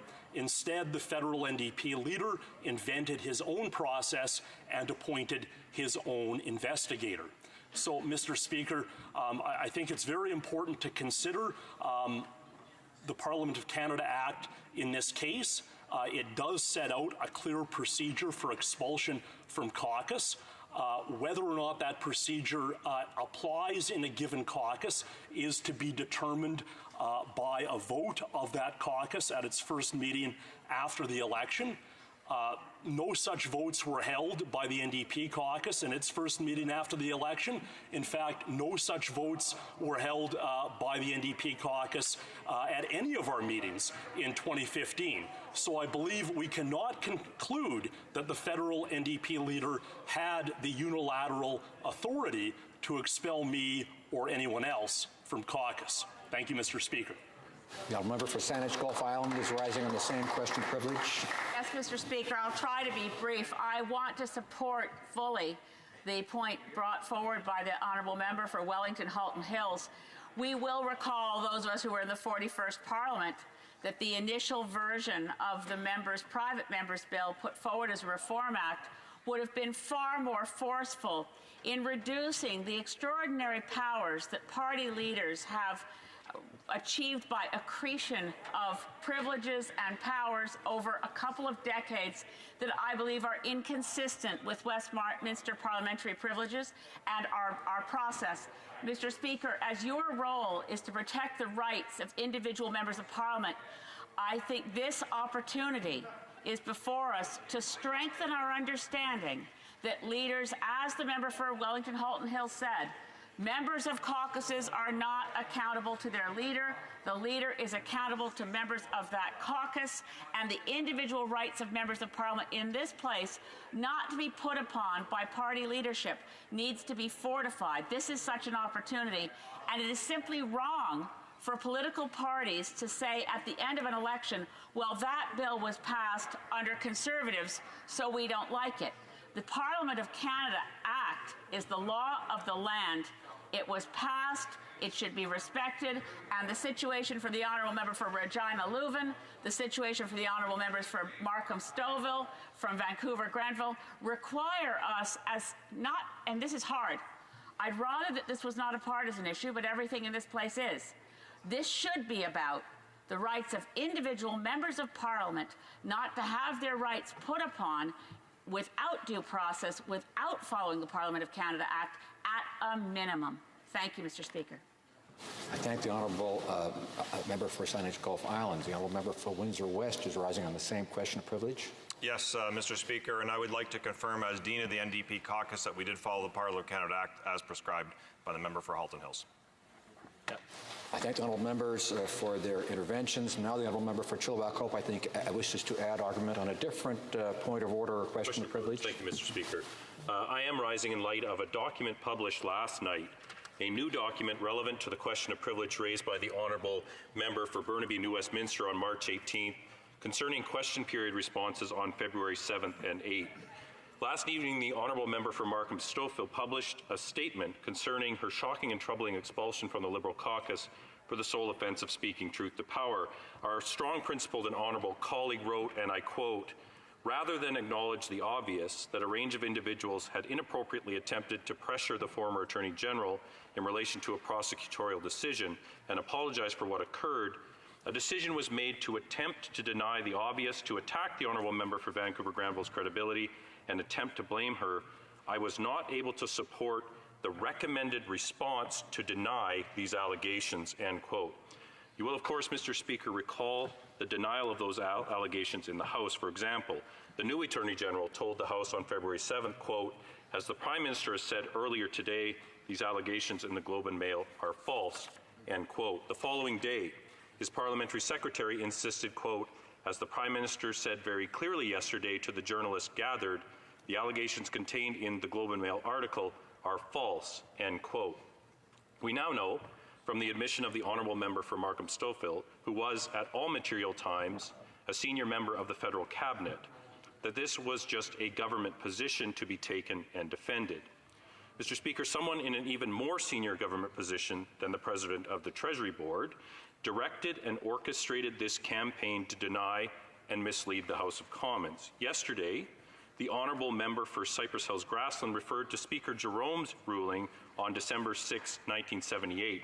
I refer to that ruling at page 1856 of the debates. Quote, "The complaint, which is the subject matter of the question of privilege, is not directly a complaint about the minister. Indeed, it is founded on the fact that it is one of the minister's officials who has calculated to contrive the deliberate deception of the House. I have come to the conclusion that it is not a procedural basis upon which I can intervene. Once again, it is a matter to which the House can address itself in debate and in amendment if necessary, or in a vote." At page 1857, the chair concluded, quote, "I can interpret that testimony in no other way than meaning that a deliberate attempt was made to obstruct the member in the House, or member in the performance of his duties, and consequently to obstruct the House itself. Even beyond the precedents and the complex law of privilege, I cannot conceive that there is any one of us who would accept the argument that this House of Commons has no recourse in the face of such an attempt to obstruct by offering admittedly misleading information. I therefore find a prima facie case of contempt against the House of Commons," end quote. In conclusion, Mr. Speaker, the House has also in the present case been misled and thereby obstructed. It does not matter whether the Attorney General and his parliamentary secretary knowingly misled the House or were unwittingly parroting the talking points they were ordered to say. The former president of the Treasury Board has confirmed that there was a, quote, "recommended response to deny these allegations." As to who is responsible for this decision to deny the allegations and therefore lie to Parliament, that is a matter which a committee, if its Liberal majority will allow a proper investigation, can sort out for us. To quote Mr. Speaker Milliken's ruling on October 15, 2001, at page 6085 of the debates, "There is a body that is well equipped to commit acts of inquisition, and that is the Standing Committee on Procedure and House Affairs, which has a fearsome chairman, quite able to extract information from witnesses who appear before the committee with the aid of the capable members who formed that committee of the House, end quote. In conclusion, I ask that you find a prima facie case in respect of the NDP House Leader's question of privilege so that the House can begin to get to the bottom of this campaign, this recommended response to mislead the House of Commons. Thank you, Mr. Speaker. The honourable member for Chilliwack Hope for adding his points on this, and we'll come back to the House in due course. Orders of the day. Orders of the day, government orders. Ways and Means, resuming consideration of Ways and Means motion number 27, budgetary policy. Who do we have? Let's see. Resuming debate. Resuming debate, the honourable member for Carleton. Mr. Speaker, I'm rising today to address the cover-up budget. Of course, the Prime Minister attempted to cover up his SNC-Lavalin corruption by introducing $41 billion of new cash spending to paper over the wrongdoing that his former Attorney General brought to light in her very courageous whistleblowing over the last several months. Now, today I rise to address one specific element of that cover-up, and that is the Prime Minister's repeated false statements to the Canadian people, wherein he suggested that no one had ever, that the Attorney General had never brought any of her concerns to his attention prior to being moved out of the role of Attorney General. His implication was that she was making the allegations against him out of sour grapes, that he really had done nothing wrong in interfering with SNC-Lavalin's criminal prosecution, but that the Attorney General had suddenly concocted a story about him after he moved her out of her dream job, and that therefore she should not be believed.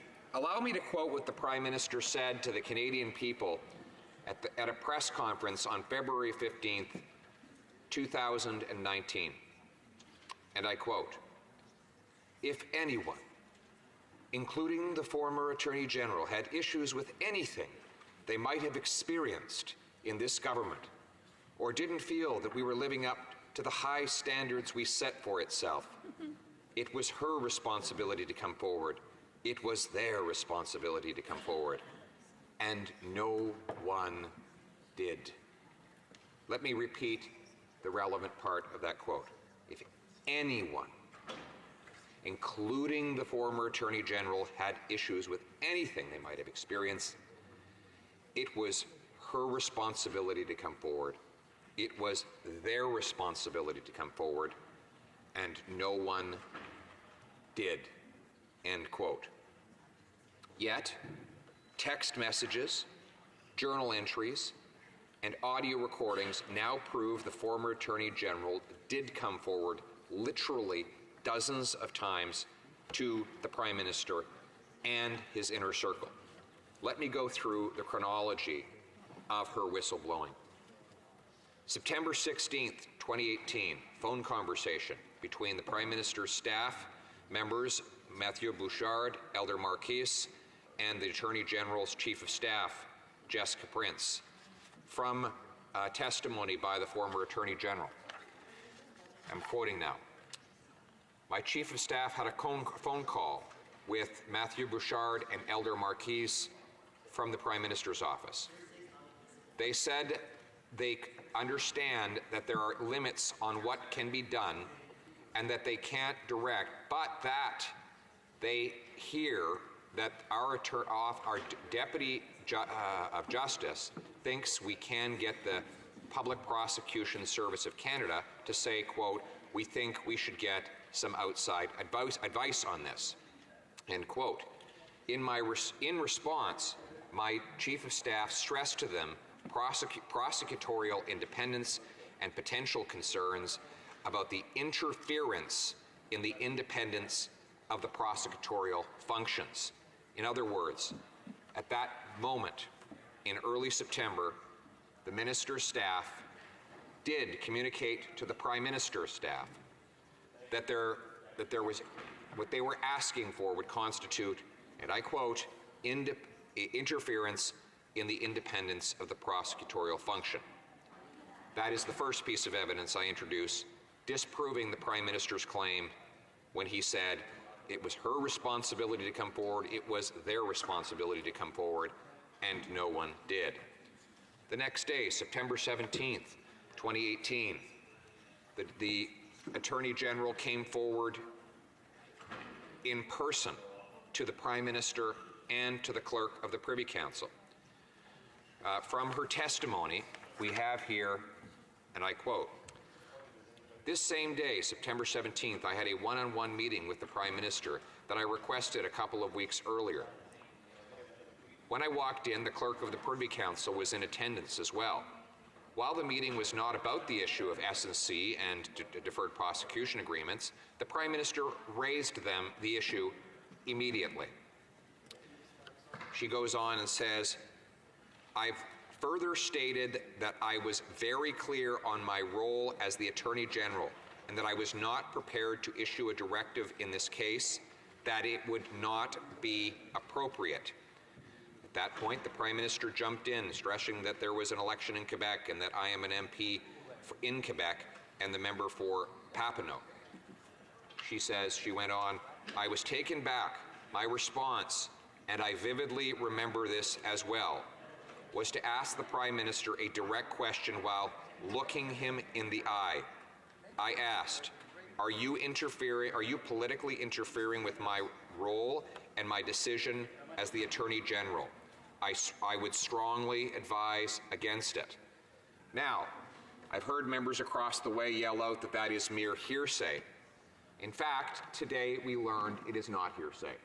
In direct questioning of the Prime Minister, I asked him if this exchange occurred, and he confirmed that it did. In other words, he says now, today, that back on September 17th, the Attorney General did raise concerns about him, quote, politically interfering with her role as Attorney General. And she also, quote, strongly advised against it. He admits now that she said that to him in September. How is it then he stood before 37 million Canadians in February and said no one came forward with any concerns whatsoever? But yet that's what he said. It was her responsibility to come forward. It was their responsibility to come forward, and no one did. Well, she did, and he now admits it. So it is no longer he said, she said. She said it, and he now confirmed it. It is impossible to reconcile the Prime Minister's admission today that the Attorney General spoke to him those words in September with his public statement in February that she had never once raised any problem with him. Here we have it, clear as day, that she did, and he now admits that she did. I go on. Prime Minister, on September 19th, conversations between the former Attorney General and the current Finance Minister. She says in her testimony, still on September 19th, I spoke to the Finance Minister on this matter when we were in the House of Commons and told him that engagements from his office... I'll just interrupt for a moment. I believe the Honourable Member for Regina Louvain is rising on a point of order or privilege. Well, thank you, Mr. Speaker, and sorry for the interruption. I do just need to add briefly to what I said previously on the point of privilege.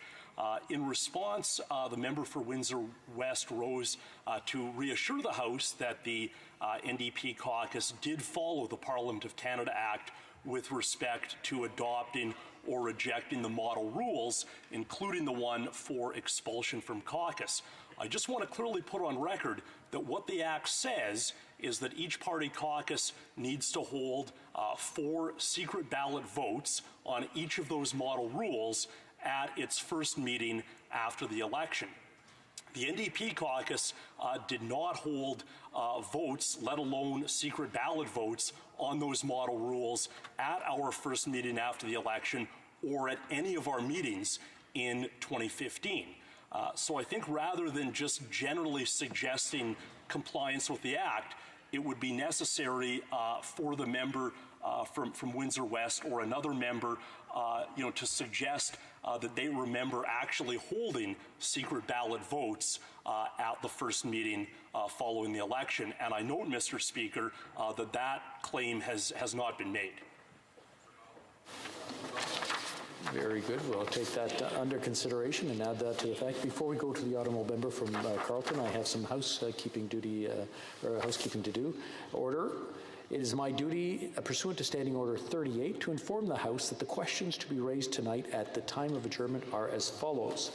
L'honorable député de Saint-Hyacinthe. The honourable member for Saint-Hyacinthe-Pagot, child care. East, immigration, refugees, and citizenship. Et l'honorable. And the honourable member for Sherbrooke, the CRA. Debate, the honourable member for Carleton. I had just finished telling the House that the Prime Minister admitted today that, in fact, the Attorney General did raise concerns about political interference in the SNC-Lavalin affair to his face in September, and that contradicted his claim in February that she had never once raised any such concern. Now I move on to another instance where she did also ring the alarm bell about the government's political interference in her role as Attorney General in the SNC-Lavalin criminal prosecution. I'm reading now from her testimony. Still, on September 19th, I spoke to the Minister of Finance on this matter when we were in the House, and I told him that engagements from his office to mine on SNC had to stop, that they were inappropriate. Now, the Prime Minister and the government might try to deny that that conversation occurred, but unfortunately for them, the former Attorney General has now released text messages from the Finance Minister's Chief of Staff in which he confirms that the Minister told him about the Attorney General's concerns. He relayed news of that conversation to Jessica Prince, the Chief of Staff to the former Attorney General. In other words, we know for a fact, based on the admission of the Finance Minister's own Chief of Staff, that the former Attorney General did raise concerns about inappropriate engagements from his office to hers on SNC, and that those engagements, quote, had to stop. So that further contradicts the Prime Minister's claim in February when he said, and I quote, "It was her responsibility to come forward. It was their responsibility to come forward, and no one did." Then on October 26, in conversations between Jessica Prince, the Chief of Staff to the Attorney General, and Matthew Bouchard, Senior Advisor to the Prime Minister. I'm going to read from her testimony again.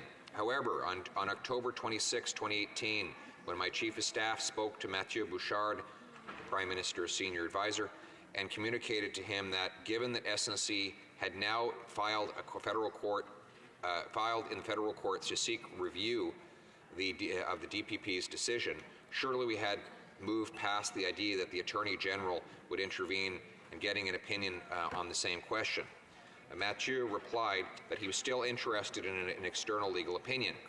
Could she not get an external legal opinion on whether the DPP had exercised their discretion properly, and then on the application itself, the Attorney General could have intervened and seek to stay the proceedings, given that she was awaiting that a legal opinion.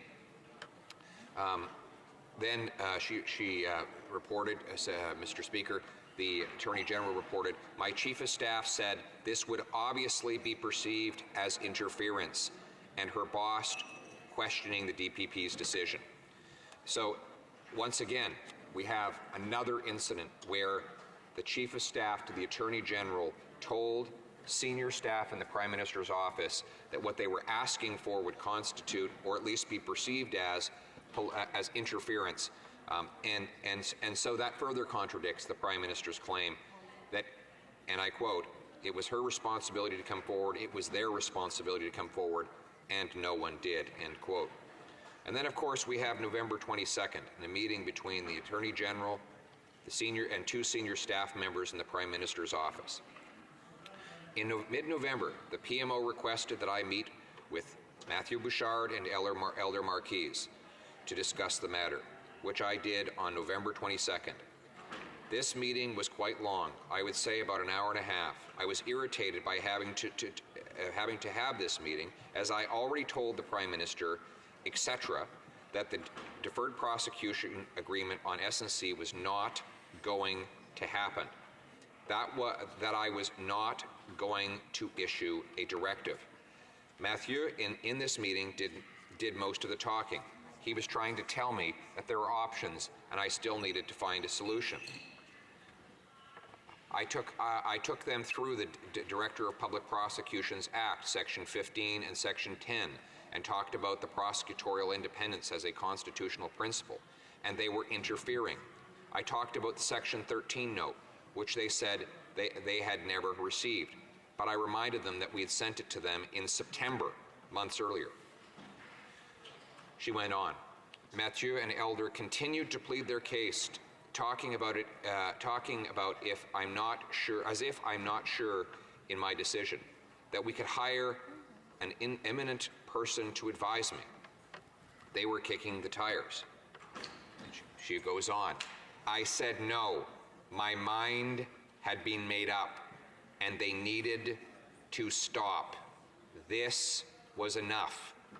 Yet again, she warned the Prime Minister's staff that their involvement in the criminal prosecution of SNC-Lavalin needed to stop, that this was enough. This is another piece of evidence, I believe backed up by journal entries and perhaps even text messages that followed, which demonstrate that the Attorney General did warn the Prime Minister and his team that they were acting inappropriately, in contradiction to the Prime Minister's public statement later on, and I'm quoting, it was her responsibility to come forward, it was their responsibility to come forward, and no one did. Of course she did, Mr. Speaker.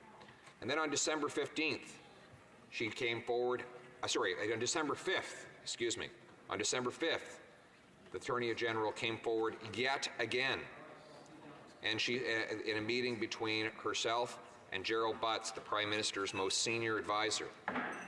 From her testimony, on December 5th, 2018, I met with Jerry Butts. We had both sought out this meeting. I wanted to speak about a number of things, including bringing up SNC and the barrage of people hounding me and my staff. Towards the end of the meeting, which was in the Chateau Laurier, I raised how I needed everybody to stop talking to me about SNC, as I had made up my mind and the engagements were inappropriate. End quote. Again, we have the former Attorney General specifically and clearly complaining about inappropriate engagements, and that everybody, meaning the Prime Minister's team, needed to stop talking to me about SNC. And yet, knowing this, the Prime Minister went in front of 37 million Canadians at a press conference and claimed that the Attorney General had never come forward with any of her complaints about his and his team's conduct in the SNC-Lavalin corruption prosecution. And then again, on December 18th, in a meeting between the Attorney General's Chief of Staff and the Prime Minister's two top assistants, Jerry Butts and Katie Telford, I'm quoting again, she says, on December 18th, 2018, my Chief of Staff was urgently summoned to a meeting with Jerry Butts and Katie Telford to discuss SNC. She recounts the text messages that she received from her Chief of Staff about that meeting, text messages, I might add, she has now released to the public and to the Parliament. Quote, basically they want a solution, nothing new. They want external counsel retained to give you an opinion on whether you can review the DPP's decision here and whether you should in this case. I told them that would be interference. Jerry said, Jess, there is no solution here that does not involve some interference. Yeah. Once again, a senior staff member said in the Attorney General's office, said to the top staff in the Prime Minister's office that what they were doing would constitute, and I quote, interference. And yet the Prime Minister, as I know I'm repeating myself on this particular quote, yet the Prime Minister, despite this fact, went on national television and looked 37 million Canadians in the eye and claimed the Attorney General that if the Attorney General had had any complaints or concerns about his involvement in the SNC Lavalin prosecution, it was her responsibility to come forward. It was their responsibility to come forward, and no one did. And then on to December 19th, she did come forward again. She did this in her telephone call with Michael Warnick, the Prime Minister's top public servant. And I'm just going to read a few excerpts. She said of the Prime Minister's conduct and the conduct of people around him, it is entirely inappropriate. It is political interference. So we are treading on dangerous ground here. And I'm going to issue my stern warning, because I cannot, in a manner, and in the prosecution cannot, in a manner that is not objective, that isn't independent. I cannot act in a partisan way. I cannot be politically motivated. All of this screams of that, she says to him. This is going to look like, she goes on, this is going to look like nothing but political interference by the Prime Minister, by you, by everybody else that has been involved in this, politically pressuring me to do this, she says. Does the Prime Minister understand the gravity of what this potentially could mean? This is not about saving jobs. This is about interfering with one of our fundamental institutions. This is about breaching the constitutional principle of prosecutorial independence. You know what? I hope that you, she says, of having to report back to the Prime Minister. You know what? I hope you do, because I do not think anybody respects this. This conversation, she's going on, this conversation that Jerry and Katie had with my Chief of Staff, and I have it, like she wrote down what was said, saying that they do not want to hear any more about legalities, but want to talk about jobs, is entirely inappropriate. In fact, the former Attorney General, in that now infamous telephone conversation that has been recorded and made available for all ears to hear, said the term interference no less than 9 times. In fact, the clerk of the Privy Council responded by saying, all right, well, I'm going to have to report back before the Prime Minister leaves. In other words, the clerk of the Privy Council said that he was going to report back to the Prime Minister on the contents of his conversation with the Attorney General, a conversation that the Prime Minister has used weasel words to avoid admitting he ever knew about. It's funny. After this audio recording came out, the Prime Minister swiftly said that he had not been briefed on the full contents of the conversation until the recording came out. Well, nobody's asking if he was briefed on the full contents of the conversation. People are never briefed on the full contents of any conversation. The question was, did he know about the call before, during, or after it? And today, the Leader of the Opposition asked the Prime Minister precisely that question over and over and over again, and not once did the Prime Minister answer it. This is important because it once again speaks to the credibility of the Prime Minister's claim in February at that famous press conference where he denied that the Attorney General had ever raised any concerns about his political interference in the SNC Lavalin criminal prosecution. So we now know that the Attorney General again and again and again raised these concerns. She did so in text, and we know she did so because of text messages, journal entries, and audio recordings prove it.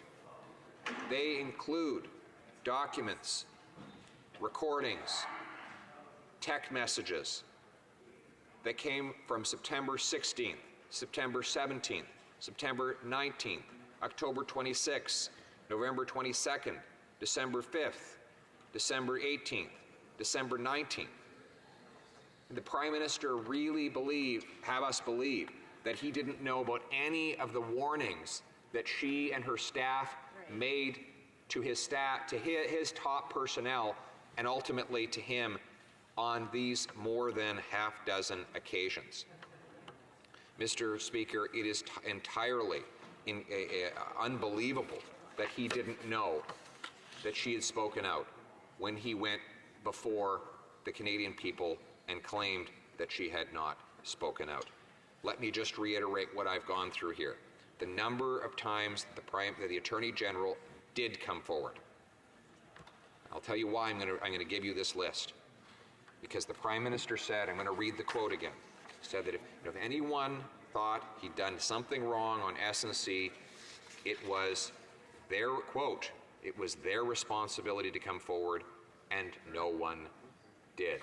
Well, she did on all of these occasions. September 16th, 2018, a phone conversation with the PMO staff in which she said that she raised the problem. September 17th, 2018, in a meeting with the Prime Minister and the clerk himself. September 19th, a phone conversation between the PMO staff, top staff, and the Attorney General's top staff. September 19th, again, conversations between the Attorney General and the Finance Minister. October 26th, conversations between the Chief of Staff to the Attorney General, Jessica Prince, and the Senior Advisor to the Prime Minister. November 22nd, a meeting between the Attorney General and two top advisors to the Prime Minister. December 5th, in meetings between the Attorney General and Gerald Butts at the Chateau Laurier. December 18th, in meetings between Jessica Prince, Gerald Butts, and the Prime Minister's Chief of Staff. And of course, December 19th, in that famous and recorded phone call. In all of those cases, she came forward and spoke up about the Prime Minister's personal political interference in the SNC-Lavalin corruption trial. And yet, despite all of those times when she sounded the alarm bell, the Prime Minister stood before all Canadians and said she had never once raised a concern about this matter while she was Attorney General. It was a patent falsehood. He looked Canadians straight in the eye and told them something he knew, or ought to have known, was completely false. He did so in an attempt to discredit his former Attorney General, because she, of course, had demonstrated that he had personally and politically interfered in a manner inappropriate with the criminal prosecution of a Liberal-linked corporation accused of fraud and bribery. Now, this raises a number of important questions, Mr. Speaker. One, can we trust anything the Prime Minister says when he stands before Canadians and says anything at all? The answer, of course, comes from the fact that he contradicts his own words on matters of national importance. These are not minor mistakes. He made the false statements that I have just discredited at a press conference on a massive national controversy where he knew everybody would be watching him. You have to wonder the degree of mendacity that must consume this man, that he would be capable of doing that, knowing, and the degree of incompetence that must reside in him, given that the former Attorney General made clear that she had documentary evidence backing up her claims. I mean, the Prime Minister ought to have known at the time he stood forward and made that comment to Canadians that the Attorney General would want to step forward and validate her claims using the text messages and other personal notes that she had kept throughout the 4-month campaign when he and his team were pressuring her. So I've just spent 25 minutes thoroughly disproving the Prime Minister's February 15th press conference statement and showing that he made statements that he knew were false in respect of the Attorney General's earlier complaints about his role in the SNC affair. Let me move on to another falsehood that has now been exposed. The Prime Minister, in February, when the Prime Minister was first accused of politically pressuring his former Attorney General, in a Globe and Mail article by Bob Fife and Steve Chase, immediately came out and said the story was false. There's nothing to it. It's just false. Nothing more to it. It's false. Well, we now know through 41 pages of evidence, some of which I have now relayed in the House of Commons, that his denial was false, that in fact the pressure existed and it was real. Now members of the front bench of the Liberal government no longer even deny that the Attorney General was pressured. They now have moved the goalposts and just claim that the pressure was not illegal. But that in itself is a very big change in their position. The PMO issued statements in the 48 hours following the Fife-Chase story in which they just flatly denied pressuring the Attorney General, denied it altogether. Now, they tacitly admit that they did so, and they don't even contest the Attorney General's validated claims that they contacted her at least 20 times, directly or through her staff, in order to get her to change her position on the prosecution of SNC-Lavalin in its fraud and bribery case. So that is a second contradiction. Let me move now to a third contradiction. In that famous September 17th meeting the Prime Minister had with the Attorney General, he twice told her that she had to immediately act to signal a willingness to negotiate a deferred prosecution agreement with SNC-Lavalin, or the company would announce within weeks that its headquarters would leave Montreal. He and the clerk of the Privy Council, along with others in the top levels of the Prime Minister's inner circle, made it clear that she had mere days to do this, or the headquarter move would be announced. They even said that it would be announced before the Quebec election. That election was only days away. Now, we know, first, a number of things about that claim.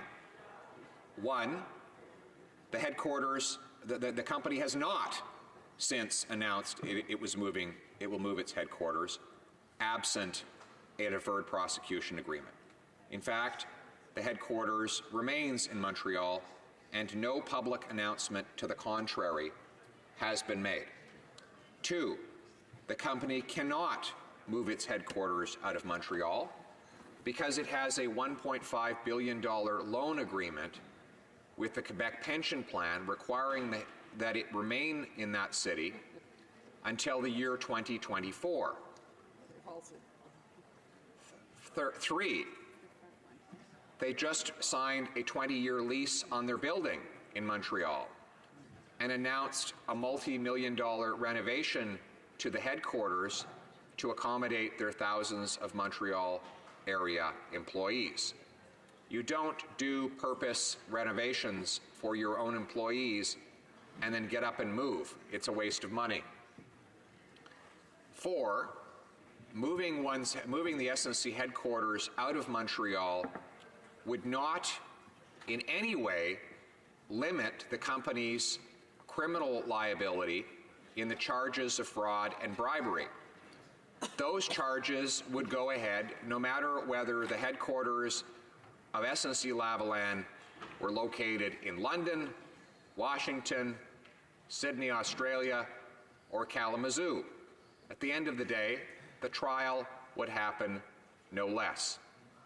It is not like an individual bank-robbing fugitive who could skip the country and vanish into the Bermuda Triangle, never to be prosecuted. The company is facing prosecution no matter where its headquarters is.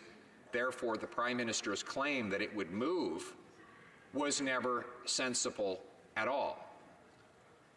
5, the CEO of SNC-Lavalin has said in an interview on the Business News Network that he never threatened that the headquarters of the company would leave if the prosecution proceeded. Finally,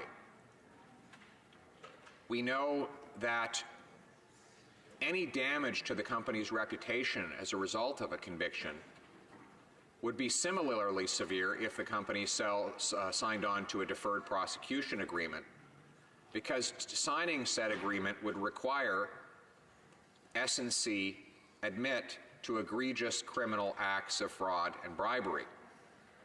Doing so through a criminal conviction or doing so through an admission in such an agreement would have an equally large impact on the company's reputation, and therefore signing an agreement would not in any way, shape, or form protect the company's interests, protect the company's headquarters in Montreal, as the Prime Minister falsely claimed.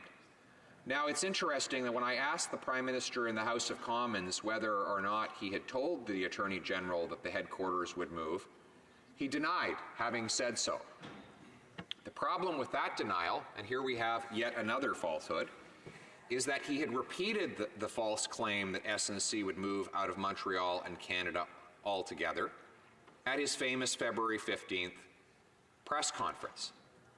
In other words, he's making this false claim not just to her face, but to all Canadians, and therefore cannot deny having made it at all.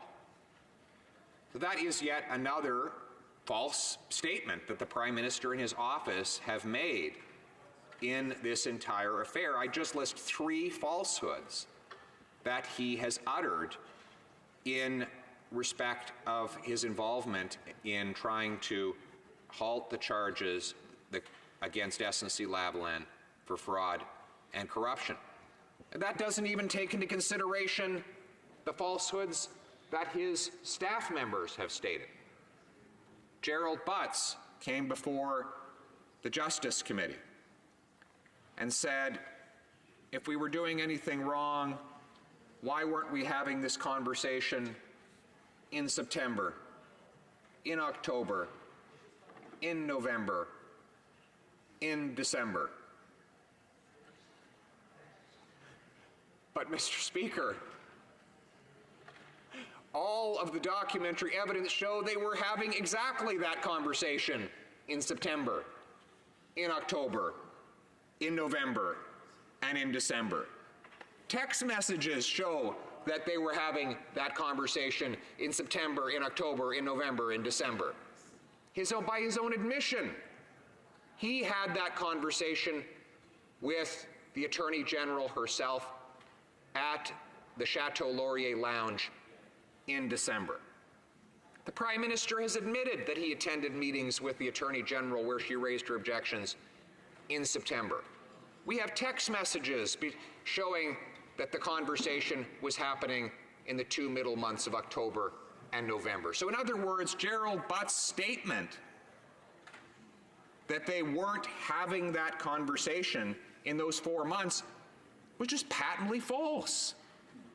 and proven false now by evidence, not hearsay, but evidence, text messages, journal entries, and of course, we now have heard the audio of the conversation itself in December with the clerk of the Privy Council.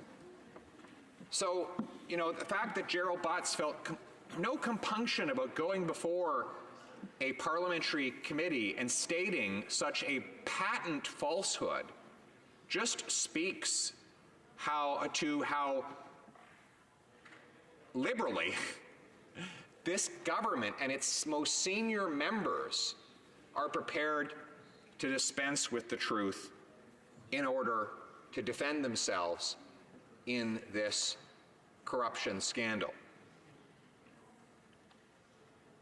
You ask yourself, Mr. Speaker, if a Prime Minister and members of his inner sanctum are prepared to contradict themselves and state easily disprovable falsehoods over and over and over again, is that really the behavior of someone who has nothing to hide? If it is, if they do have nothing to hide, then why won't they let us conduct a full investigation? Exactly. Why don't we take all of the names of the people who appear in those text messages that now are in possession of the House of Commons and bring them before a parliamentary committee to question them on their alleged interference in the SNC-Lavalin corruption trial. If the Prime Minister is so confident that he and his team did nothing wrong or illegal, why wouldn't he let the sunshine in? After all, during the campaign, he said sunshine was the best disinfectant. Or as he called it, in plagiarizing Laurier, sunny ways, my friends, sunny ways. Well, let's open up the curtains in the Ethics Committee and let the sunshine, the warm glow, pour in. And let's see what we find when all the dark corners are lit up. But so far, the Prime Minister has refused to allow the sunshine in. He has shut down the Justice Committee. He shut down the Ethics Committee. So we have a Justice Committee with no justice and an Ethics Committee with no ethics. Now, that being said, I do have some hope that this investigation may well resume. And I base that on the comments of two Liberal MPs who are members of the Ethics Committee. Two of them have stated that the reason why they were initially against having an Ethics Committee investigation in the SNC-Lavalin affair was because it would be premature. We needed to see all the documentary evidence. At that time, it had not been tabled with the House of Commons. Well, now it has. The documents came to all of us on Friday evening. We have now had opportunities to read through all of the plethora of text messages, journal entries, written accounts, and of course we've all listened to that famous audio tape. Now that we have seen all the evidence that is available so far, those two Liberal MPs who claimed that the investigation was premature can put their minds at ease and allow that investigation to go ahead. Now, what more could we find if we did such an investigation? One, we could find out why the Prime Minister stated falsely that the Attorney General had never raised any concerns about his interference in the SNC-Lavalin affair. Two, we could find out if someone lied to the Attorney General in order to try and get her to shelve a criminal prosecution, itself potentially a crime under Section 139 of the Criminal Code. Three, we could find out if the shuffle of the former Attorney General out of her position was specifically designed to allow for SNC-Lavalin to get a deferred prosecution agreement. And let me pause on that point for just a moment.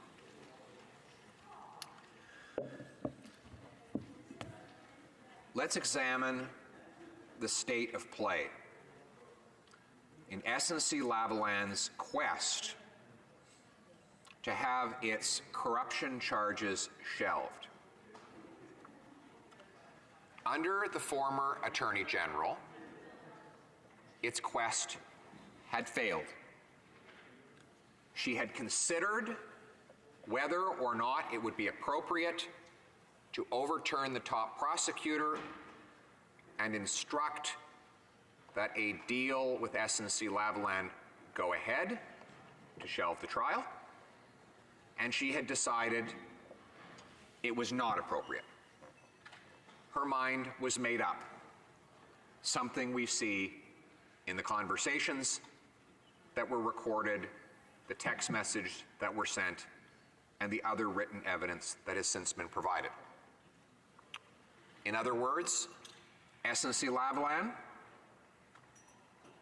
under the former Attorney General, your request to have the charges shelved was denied. Under the current Attorney General, the person by whom the outgoing Justice Minister was replaced, he has now said he is open to the idea of granting a deferred prosecution agreement. So, the cabinet shuffle caused a material change in the state of play. We've gone from, with respect to the SNC's desire to have a deal shelving charges, we've gone to no under the former Attorney General to maybe under the current Attorney General. Now, whether the Prime Minister wants to deny or not that that was his intention, it is the result of the shuffle.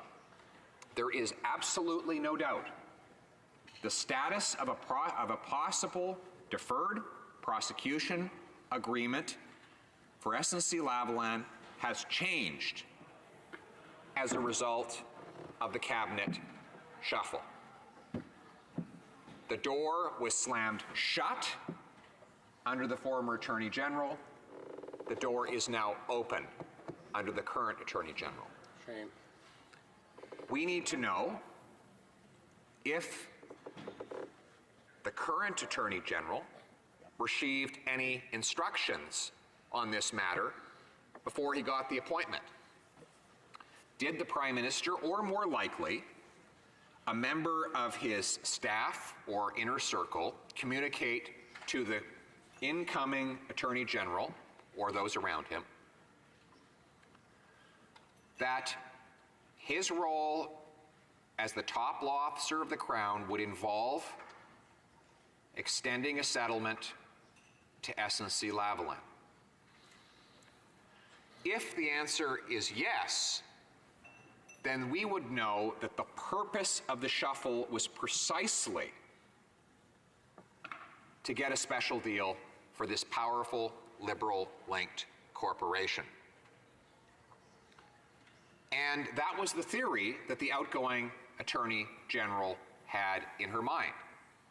She said, she has since written in her letter to the Justice Committee,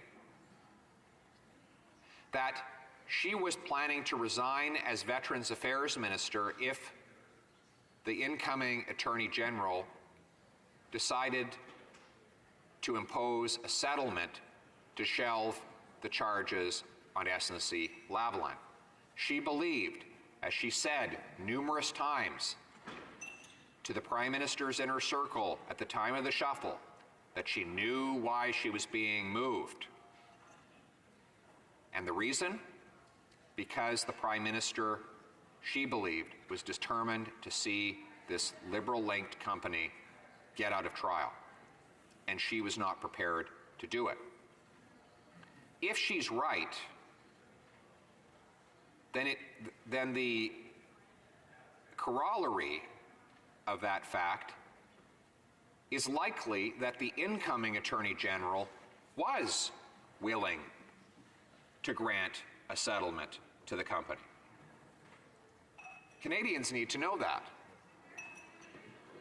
Because here's the real and serious risk to the rule of law going forward. Forget about the abuses that might have happened in the past. It is highly possible, maybe even probable, that the Prime Minister plans to use his new and more malleable Attorney General to issue a settlement shelving the SNC-Lavalin fraud and bribery charges right after the next election. And if that is his plan, if he plans once again to interfere politically, have his Attorney General issue a written directive to the top prosecutor instructing her to shelve the charges and sign a deal with this company, then Canadians should know about it before they go to the polls. I'm prepared to make an announcement, if I can be so bold, about the approach that Conservatives would take in this matter. I can state confidently that if the current Conservative leader is made Prime Minister in October, he will not direct his Attorney General, whomever he or she may be, to interfere and shelve the criminal charges that SNC-Lavalin faces. Canadians can know that. He has stated very clearly that he will not politically and personally interfere to extend a deal to SNC-Lavalin. They don't know that about the current Prime Minister. He and his current Attorney General are leaving open the possibility, amazingly so, that they may still politically interfere in this trial. That is the astonishing thing. Let's just behold that for a moment. After the 2 months that he's had, you'd think the approach he would take to putting this to rest would be to say definitively to Canadians, I'm out of this. I'm not going to get involved ever again in a criminal prosecution. But to the contrary, he's saying exactly the opposite. He's saying that his current Attorney General may still interfere in the trial, that he may write a letter to the top prosecutor requiring that the prosecutor extend a settlement to the company. That would be a gross miscarriage of justice. Think about that. If you have a homeless person charged with stealing a loaf of bread, they don't have the ability to knock on the door of the Prime Minister's office and say, hey, can you make the judge go light on me? Maybe could you ask the Crown prosecutor to drop the charges and sign a deal where I just apologize and give back the stolen bread? So if it doesn't work that way for a homeless man, why should it work that way for a powerful multi-billion-dollar liberal-linked corporation?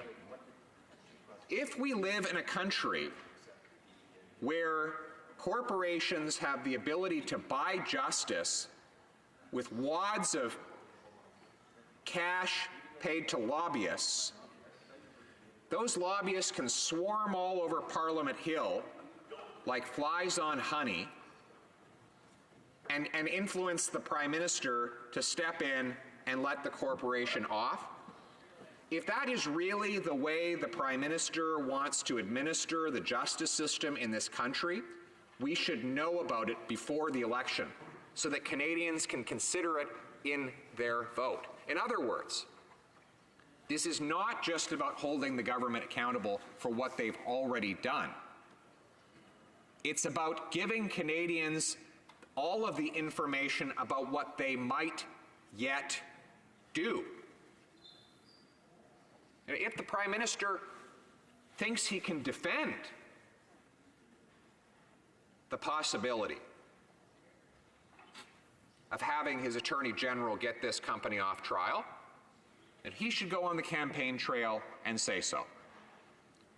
He should go from one end of the country to the other and tell people that.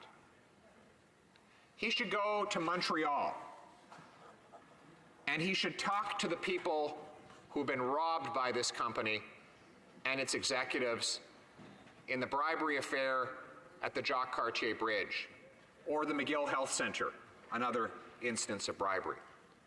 But more than that, next time he's in Africa, he should go to Libya and go into the streets of the ghettos where people live in squalor.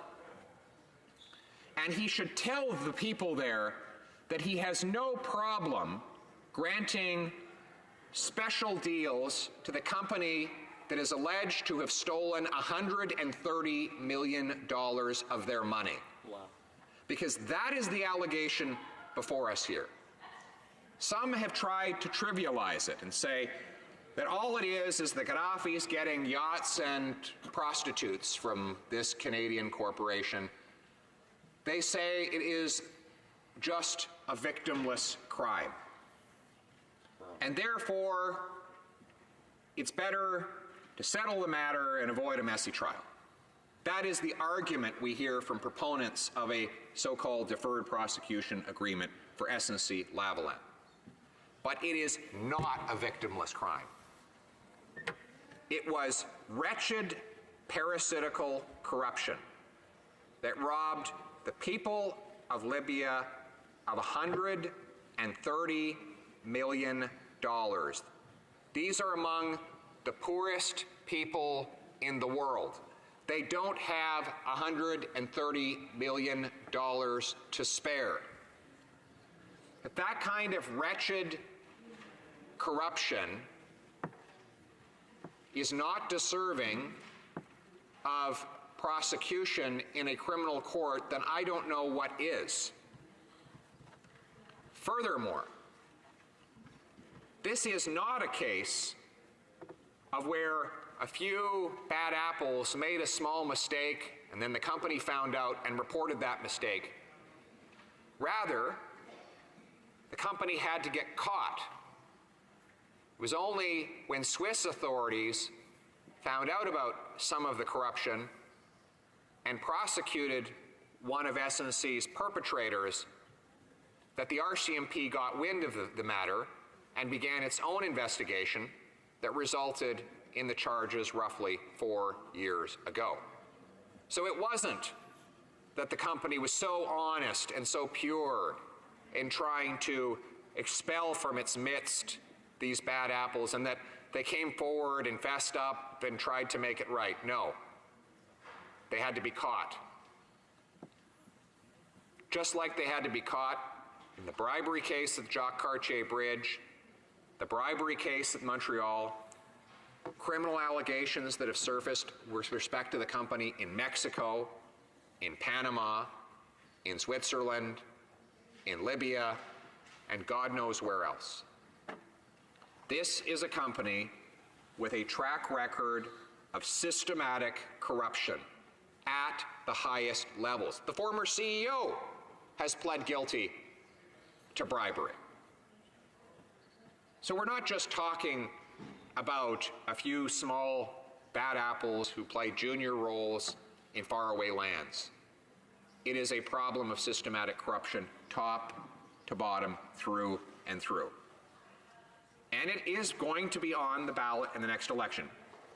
Canadians will have to decide whether or not they think it's appropriate for a prime minister to personally and politically interfere to shelve criminal charges of fraud and bribery into a powerful party-linked company like this one. And that is one of the reasons why we need the Ethics Committee to get all of the facts.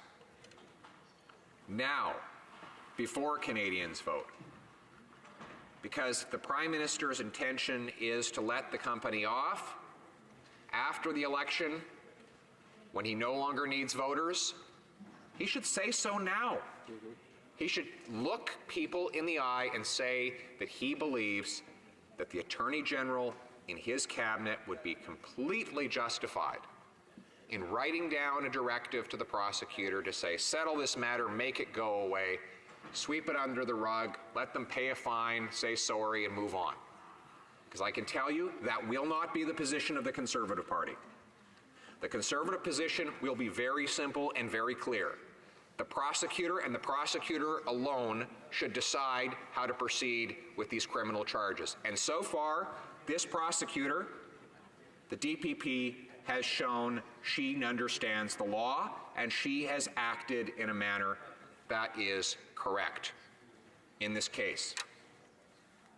We expect that she should be allowed to continue to do so. And a Conservative government will make sure that she or anybody who replaces her with time have that independent role. That is exactly what the Director of Public Prosecutions Act foresaw when it became law in 2006 with the passage of the Federal Accountability Act. It foresaw an independent prosecutor, completely free of politics, someone who had so much leeway that she could not even be fired by the Prime Minister or any member of the government unless all of the House of Commons voted to validate such a firing. The purpose of that was to keep the prosecutorial function of our legal system out of the reach of politicians. Yet the Prime Minister extended his reach as far as he could to try and interfere with that in this case. What is perhaps even more insulting is that he thought he could distract Canadians from the resulting scandal by spraying $41 billion of cash at them in his recent cover-up budget. He thought Canadians would just completely forget that his Attorney General had accused him of interfering in a criminal prosecution if he pulled out a fire hose filled with dollar signs and just sprayed it all over the country. But frankly, what's happened is not that the budget has distracted from his scandal is distracted from his budget. It doesn't seem to matter how much money he sprays around. Canadians are determined to protect the independence of our prosecution and our rule of law in this country. But here's the bad consequence that comes out of that kind of pre-election political spending. It comes with a cost. I call it the Liberal three-step. Massive scandal before the election, massive deficit spending to distract from it, and then, of course, massive tax increases to pay for it all after the election is over. Right? Because money isn't free. The government doesn't actually have any money. All that it spends comes from the people who earned it in the first place. It cannot give people anything without first taking it away. And boy, does this Prime Minister ever like to take it away. He's already raised taxes on the average Canadian family by $800. Took away tax credits for kids' sports, children's arts, students' textbooks, and some of their tuition fees. He took away the transit tax credit from passengers on buses. He took away numerous other tax breaks like income splitting, which helped bring fairness to families where one spouse earns more than another. He brought in new tax penalties for small business, including those who share the work and earnings with family members or who save within their company for retirement, maternity leave, or a rainy day. He's increased payroll taxes, CPP payroll taxes on both small businesses and workers. And that doesn't even include the carbon tax, which kicked in on Monday, punishing commuters and seniors on fixed incomes who are trying to heat their homes. Though that is his record of tax increases so far. But the worst is yet to come. We know that because he's tried to raise taxes even more. He attempted to tax health and dental benefits provided by companies to their employees. He backed off after those companies and those employees rose up against him. He tried to impose a 73% tax on the passive income of small businesses. He tried to double the tax paid by farmers and small business owners when they pass their companies down to the next generation within their families. He tried even to take away the disability tax credit from diabetics.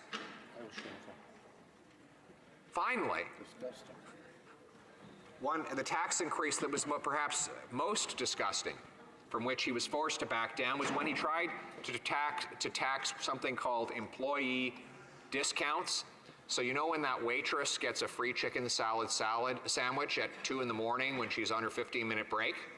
He wanted the small business owner, the restaurant owner, to actually have to add the value of that sandwich to the waitress's T4 slip so that she could pay taxes on that at the end of the year too. It's just petty. His desire to extract more and more money from the pockets of the people who earned it so he can spend it for them is insatiable. And it's just getting started. We know he put all those tax increases on hold, but they will all be back after the next election when he no longer needs voters, but still needs their money. And then there's the truth about the carbon tax. Prime Minister claims that an Ontario family will only pay about $600 in higher gas, heat, grocery, and other inflation costs. However, we are asked to take his word for it, because I filed access to information requests to get all the supporting documents that led up to that calculation, and guess what I got? A big pile of documents with black ink all over the numbers. In other words, they gave me the costing, they just didn't let me see the numbers. Why? If the tax costs what the government claims, wouldn't they want to produce all the numbers so that Canadians could confirm that fact? But they didn't, because of course this tax will cost much more than the government admits. The cost, of course, is hard to calculate. Unlike income taxes, which you can calculate at the end of the year when you do your filing, or by simply looking at the payroll deductions, or sales taxes, which you can add up by simply looking at the receipts of the things you buy, carbon taxes are insidious. They are embedded in every single good and service that you buy. Sometimes they are embedded, compounded in multiple times into the same product. You buy a piece of farm equipment, for example. Well, you pay for the transportation of that farm equipment to the local John Deere outlet, but you also pay for all the energy tax on the energy that was used in the manufacturing outlet that assembled it. And of course, there's lots of steel in John Deere tractors, and so you're paying for the carbon tax that was embedded in the cost of shaping and molding that steel at the steel mill. And the GST. Oh, and by the way, did I mention that they're charging HST on the carbon tax? Yeah, exactly. A tax on a tax on the tax. And his estimate of the cost of the carbon tax, the Prime Minister's, does not include the compounding effect of the HST on the carbon tax. Ridiculous. Finally, even if, despite everything I've just told you, you still believe that the Prime Minister's carbon tax will only cost what he says, that doesn't account for his plans to increase the rate after the next election. According to government documents from both Environment and Finance, after the year 2022, that's just 3 years from now, the tax will have to increase in, quote, severity. Increase in severity. That means the rate will actually go up. But by how much? Well, according to an Environment Canada document, it would have to go up to between $100 and $300 a ton of carbon. Right now, the rate is only $20. So if it did go up to $300, it would be 15 times higher than it is right now. Based on the government's own numbers, that would equal $5,000 for a family of 2.5 people in Saskatchewan, or $3,000 for a similar family in Ontario. Now, if you have a big family fortune, an extra $5,000 in higher gas, heat, grocery costs is not such a big deal. But unlike the Prime Minister, most Canadians don't inherit tax-preferred trust funds like him. And therefore, they can't absorb the cost of a $5,000 or $3,000 carbon tax, as may be the case if he's reelected. He has no empathy whatsoever for people who are struggling with the cost of living. He, in fact, was in Vancouver, and they asked him about the $1.60 a litre gas people were paying not long ago in that city, and he said, that is exactly what we want. Wants high gas prices because he thinks it'll make people behave better. I'm not exactly sure what behavior he's referring to. He believes that they should stop driving to work, stop heating their home. Are those bad behaviors according to this Prime Minister? Well, we know that he has no concern whatsoever about increasing the cost of living by imposing higher taxes. He's done it already, and all the evidence from the carbon tax cover-up to his attempted tax increases elsewhere suggest that he will do much, much more after the election, when he no longer needs voters but still needs their money. That was the Kathleen Wynne Dalton McGuinty technique for 14 years. And who was the architect of that agenda? Gerald Butts, the outgoing PMO puppet master who recently resigned in disgrace because of the SNC-Lavalin scandal. We know that he is still the Prime Minister's intellectual architect, the man who is calling all the shots and will be running the Liberal campaign. His modus operandi is to rack up massive spending and pay for it by piling taxes on the working class. That's why Ontario had the highest poverty rates and the lowest middle-class income growth of any province in Canada during the McGuinty-Wynne reign. We don't need to see that disaster exacted on Canadians. The next reason we know that this Prime Minister will raise taxes is because he's running out of money. His deficits are growing. They are $20 billion this year, and that is in the year in which he promised a balanced budget. Remember his famous words, the budget will balance itself.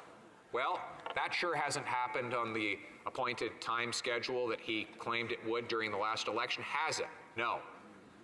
That debt will always metastasize into higher taxes because somebody's got to pay those rich bondholders. They don't lend us money out of the goodness of their heart.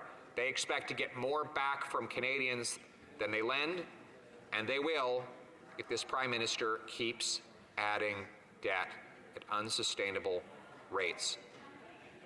That's the record so far.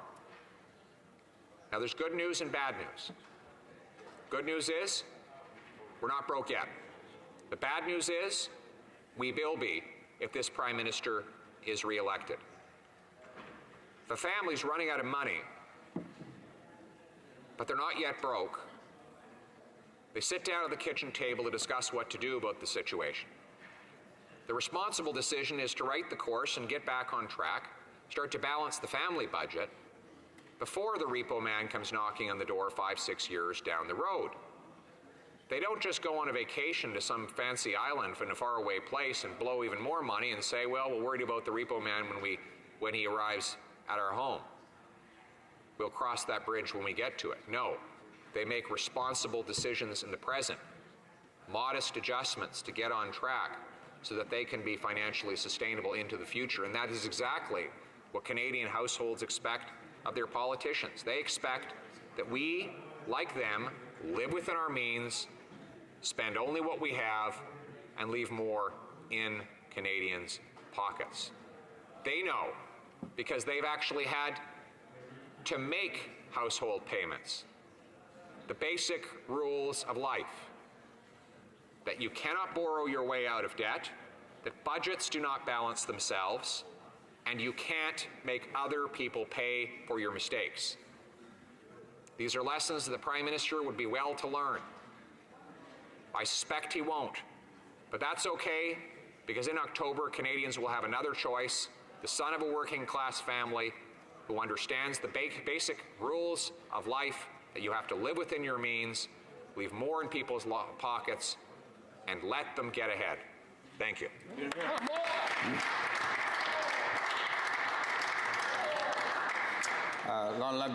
The honourable member for Carleton will have the opportunity to continue his comments when the House will resume debate on this motion. And as it is 5:30 p.m., the House will now proceed to deferred recorded divisions on second reading of C-420 under private members' business. Bring the members in.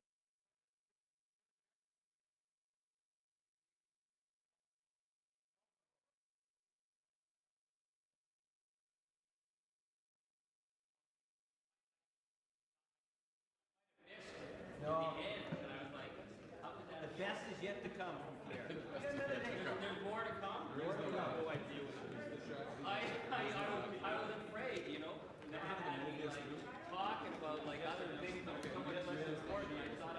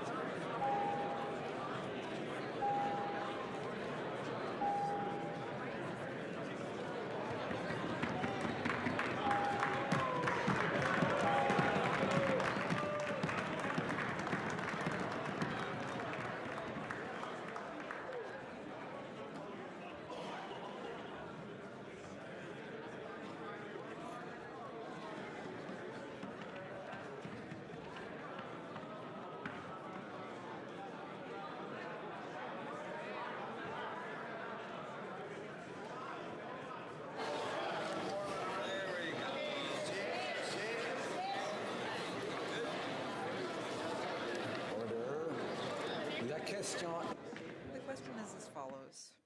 Mr. Mercil, seconded by Mr. Beaulieu, moved that Bill C-420, an act to amend the Canada Labour Code, the Official Languages Act, and the Canada Business Corporations Act, be now read a second time and referred to the Standing Committee on Human Resources, Skills, and Social Development, and the Status of Persons with Disabilities. All those at my left in favor of the motion will please rise. Cinquième rangée. Fifth row. Monsieur Plamondon. Monsieur Plamondon. Monsieur Boudria. Monsieur Boudria. Monsieur Saint-Marie. Monsieur Saint-Marie. Monsieur Thériault. Monsieur Thériault. Monsieur Fortin. Monsieur... pardon. Monsieur Beaulieu. Monsieur Beaulieu. Madame Posé. Madame Posé. Monsieur Fortin. Monsieur Fortin. Madame Gill. Madame Gill. Monsieur Barcelou Duval. Monsieur Barcelou Duval. Ms. May Saanich Gulf Islands. Ms. May Saanich Gulf Islands. Oui, c'était cinquième rangée. Fifth row at my left. Edmonton Strathcona. Ms. Duncan Edmonton Strathcona. Mr. Donnelly. Mr. Donnelly. Madame Hughes. Madame Hughes. Quatrième rangée. Fourth row at my left. Mr. Cullen. Mr. Cullen. Mr. Rankin. Mr. Rankin. Mr. Stetsky. Mr. Stetsky. Madame Quash. Madame Quash. Madame Boutin-Sweet. Madame Boutin-Sweet. Madame Laverdière. Madame Laverdière. Troisième rangée. Third row at my left. Monsieur Nantel. Monsieur Nantel. Monsieur Choquette. Monsieur Choquette. Mr. Blakey. Mr. Blakey. Mr. Johns. Mr. Johns. Ms. Hardcastle. Ms. Hardcastle. Mr. McGregor. Mr. McGregor. Second row at my left. Mr. Garrison. Mr. Garrison. Madame Sans-Souci. Madame Sans-Souci. Ms. Blaney, North Island, Powell River. Ms. Blaney, North Island, Powell River. Ms. Jolibois. Ms. Jolibois. Monsieur Dussault. Monsieur Dussault. Monsieur Dubé. Monsieur Dubé. Monsieur Aubin. Monsieur Aubin. Return to Mr. Weir. Premier rang. First row at my left. Mr. Massey, Windsor West. Mr. Massey, Windsor West. Mr. Julian. Mr. Julian. Ms. Benson. Ms. Benson. Ms. Kwan. Ms. Kwan. Mr. Angus. Mr. Angus. Ms. Ashton. Ms. Ashton. Monsieur Caron. Monsieur Caron. Que tout ça. All those at my right in favor of the motion will please rise. Sixth row. Fifth row to my right. Fourth row to my right. Third row to my right. Second row to my right. Premier rang. First row to my right.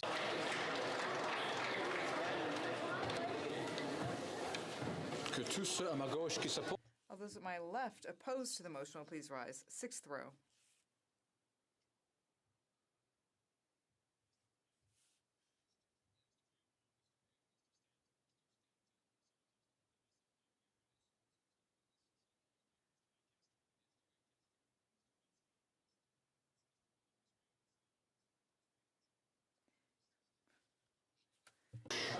Fifth row. Mr. Kitchen. Mr. Waugh. Mr. Waugh. Mr. Schmale. Mr. Schmale. Mr. Macaulay, Edmonton West. Mr. Macaulay, Edmonton West. Mr. Tilson. Mr. Tilson. Mr. McKenzie. Mr. McKenzie. Mr. Shields. Mr. Shields. Mr. Diot. Mr. Diot. Ms. Leach. Ms. Leach. Mr. Lightford. Mr. Lightford. Mr.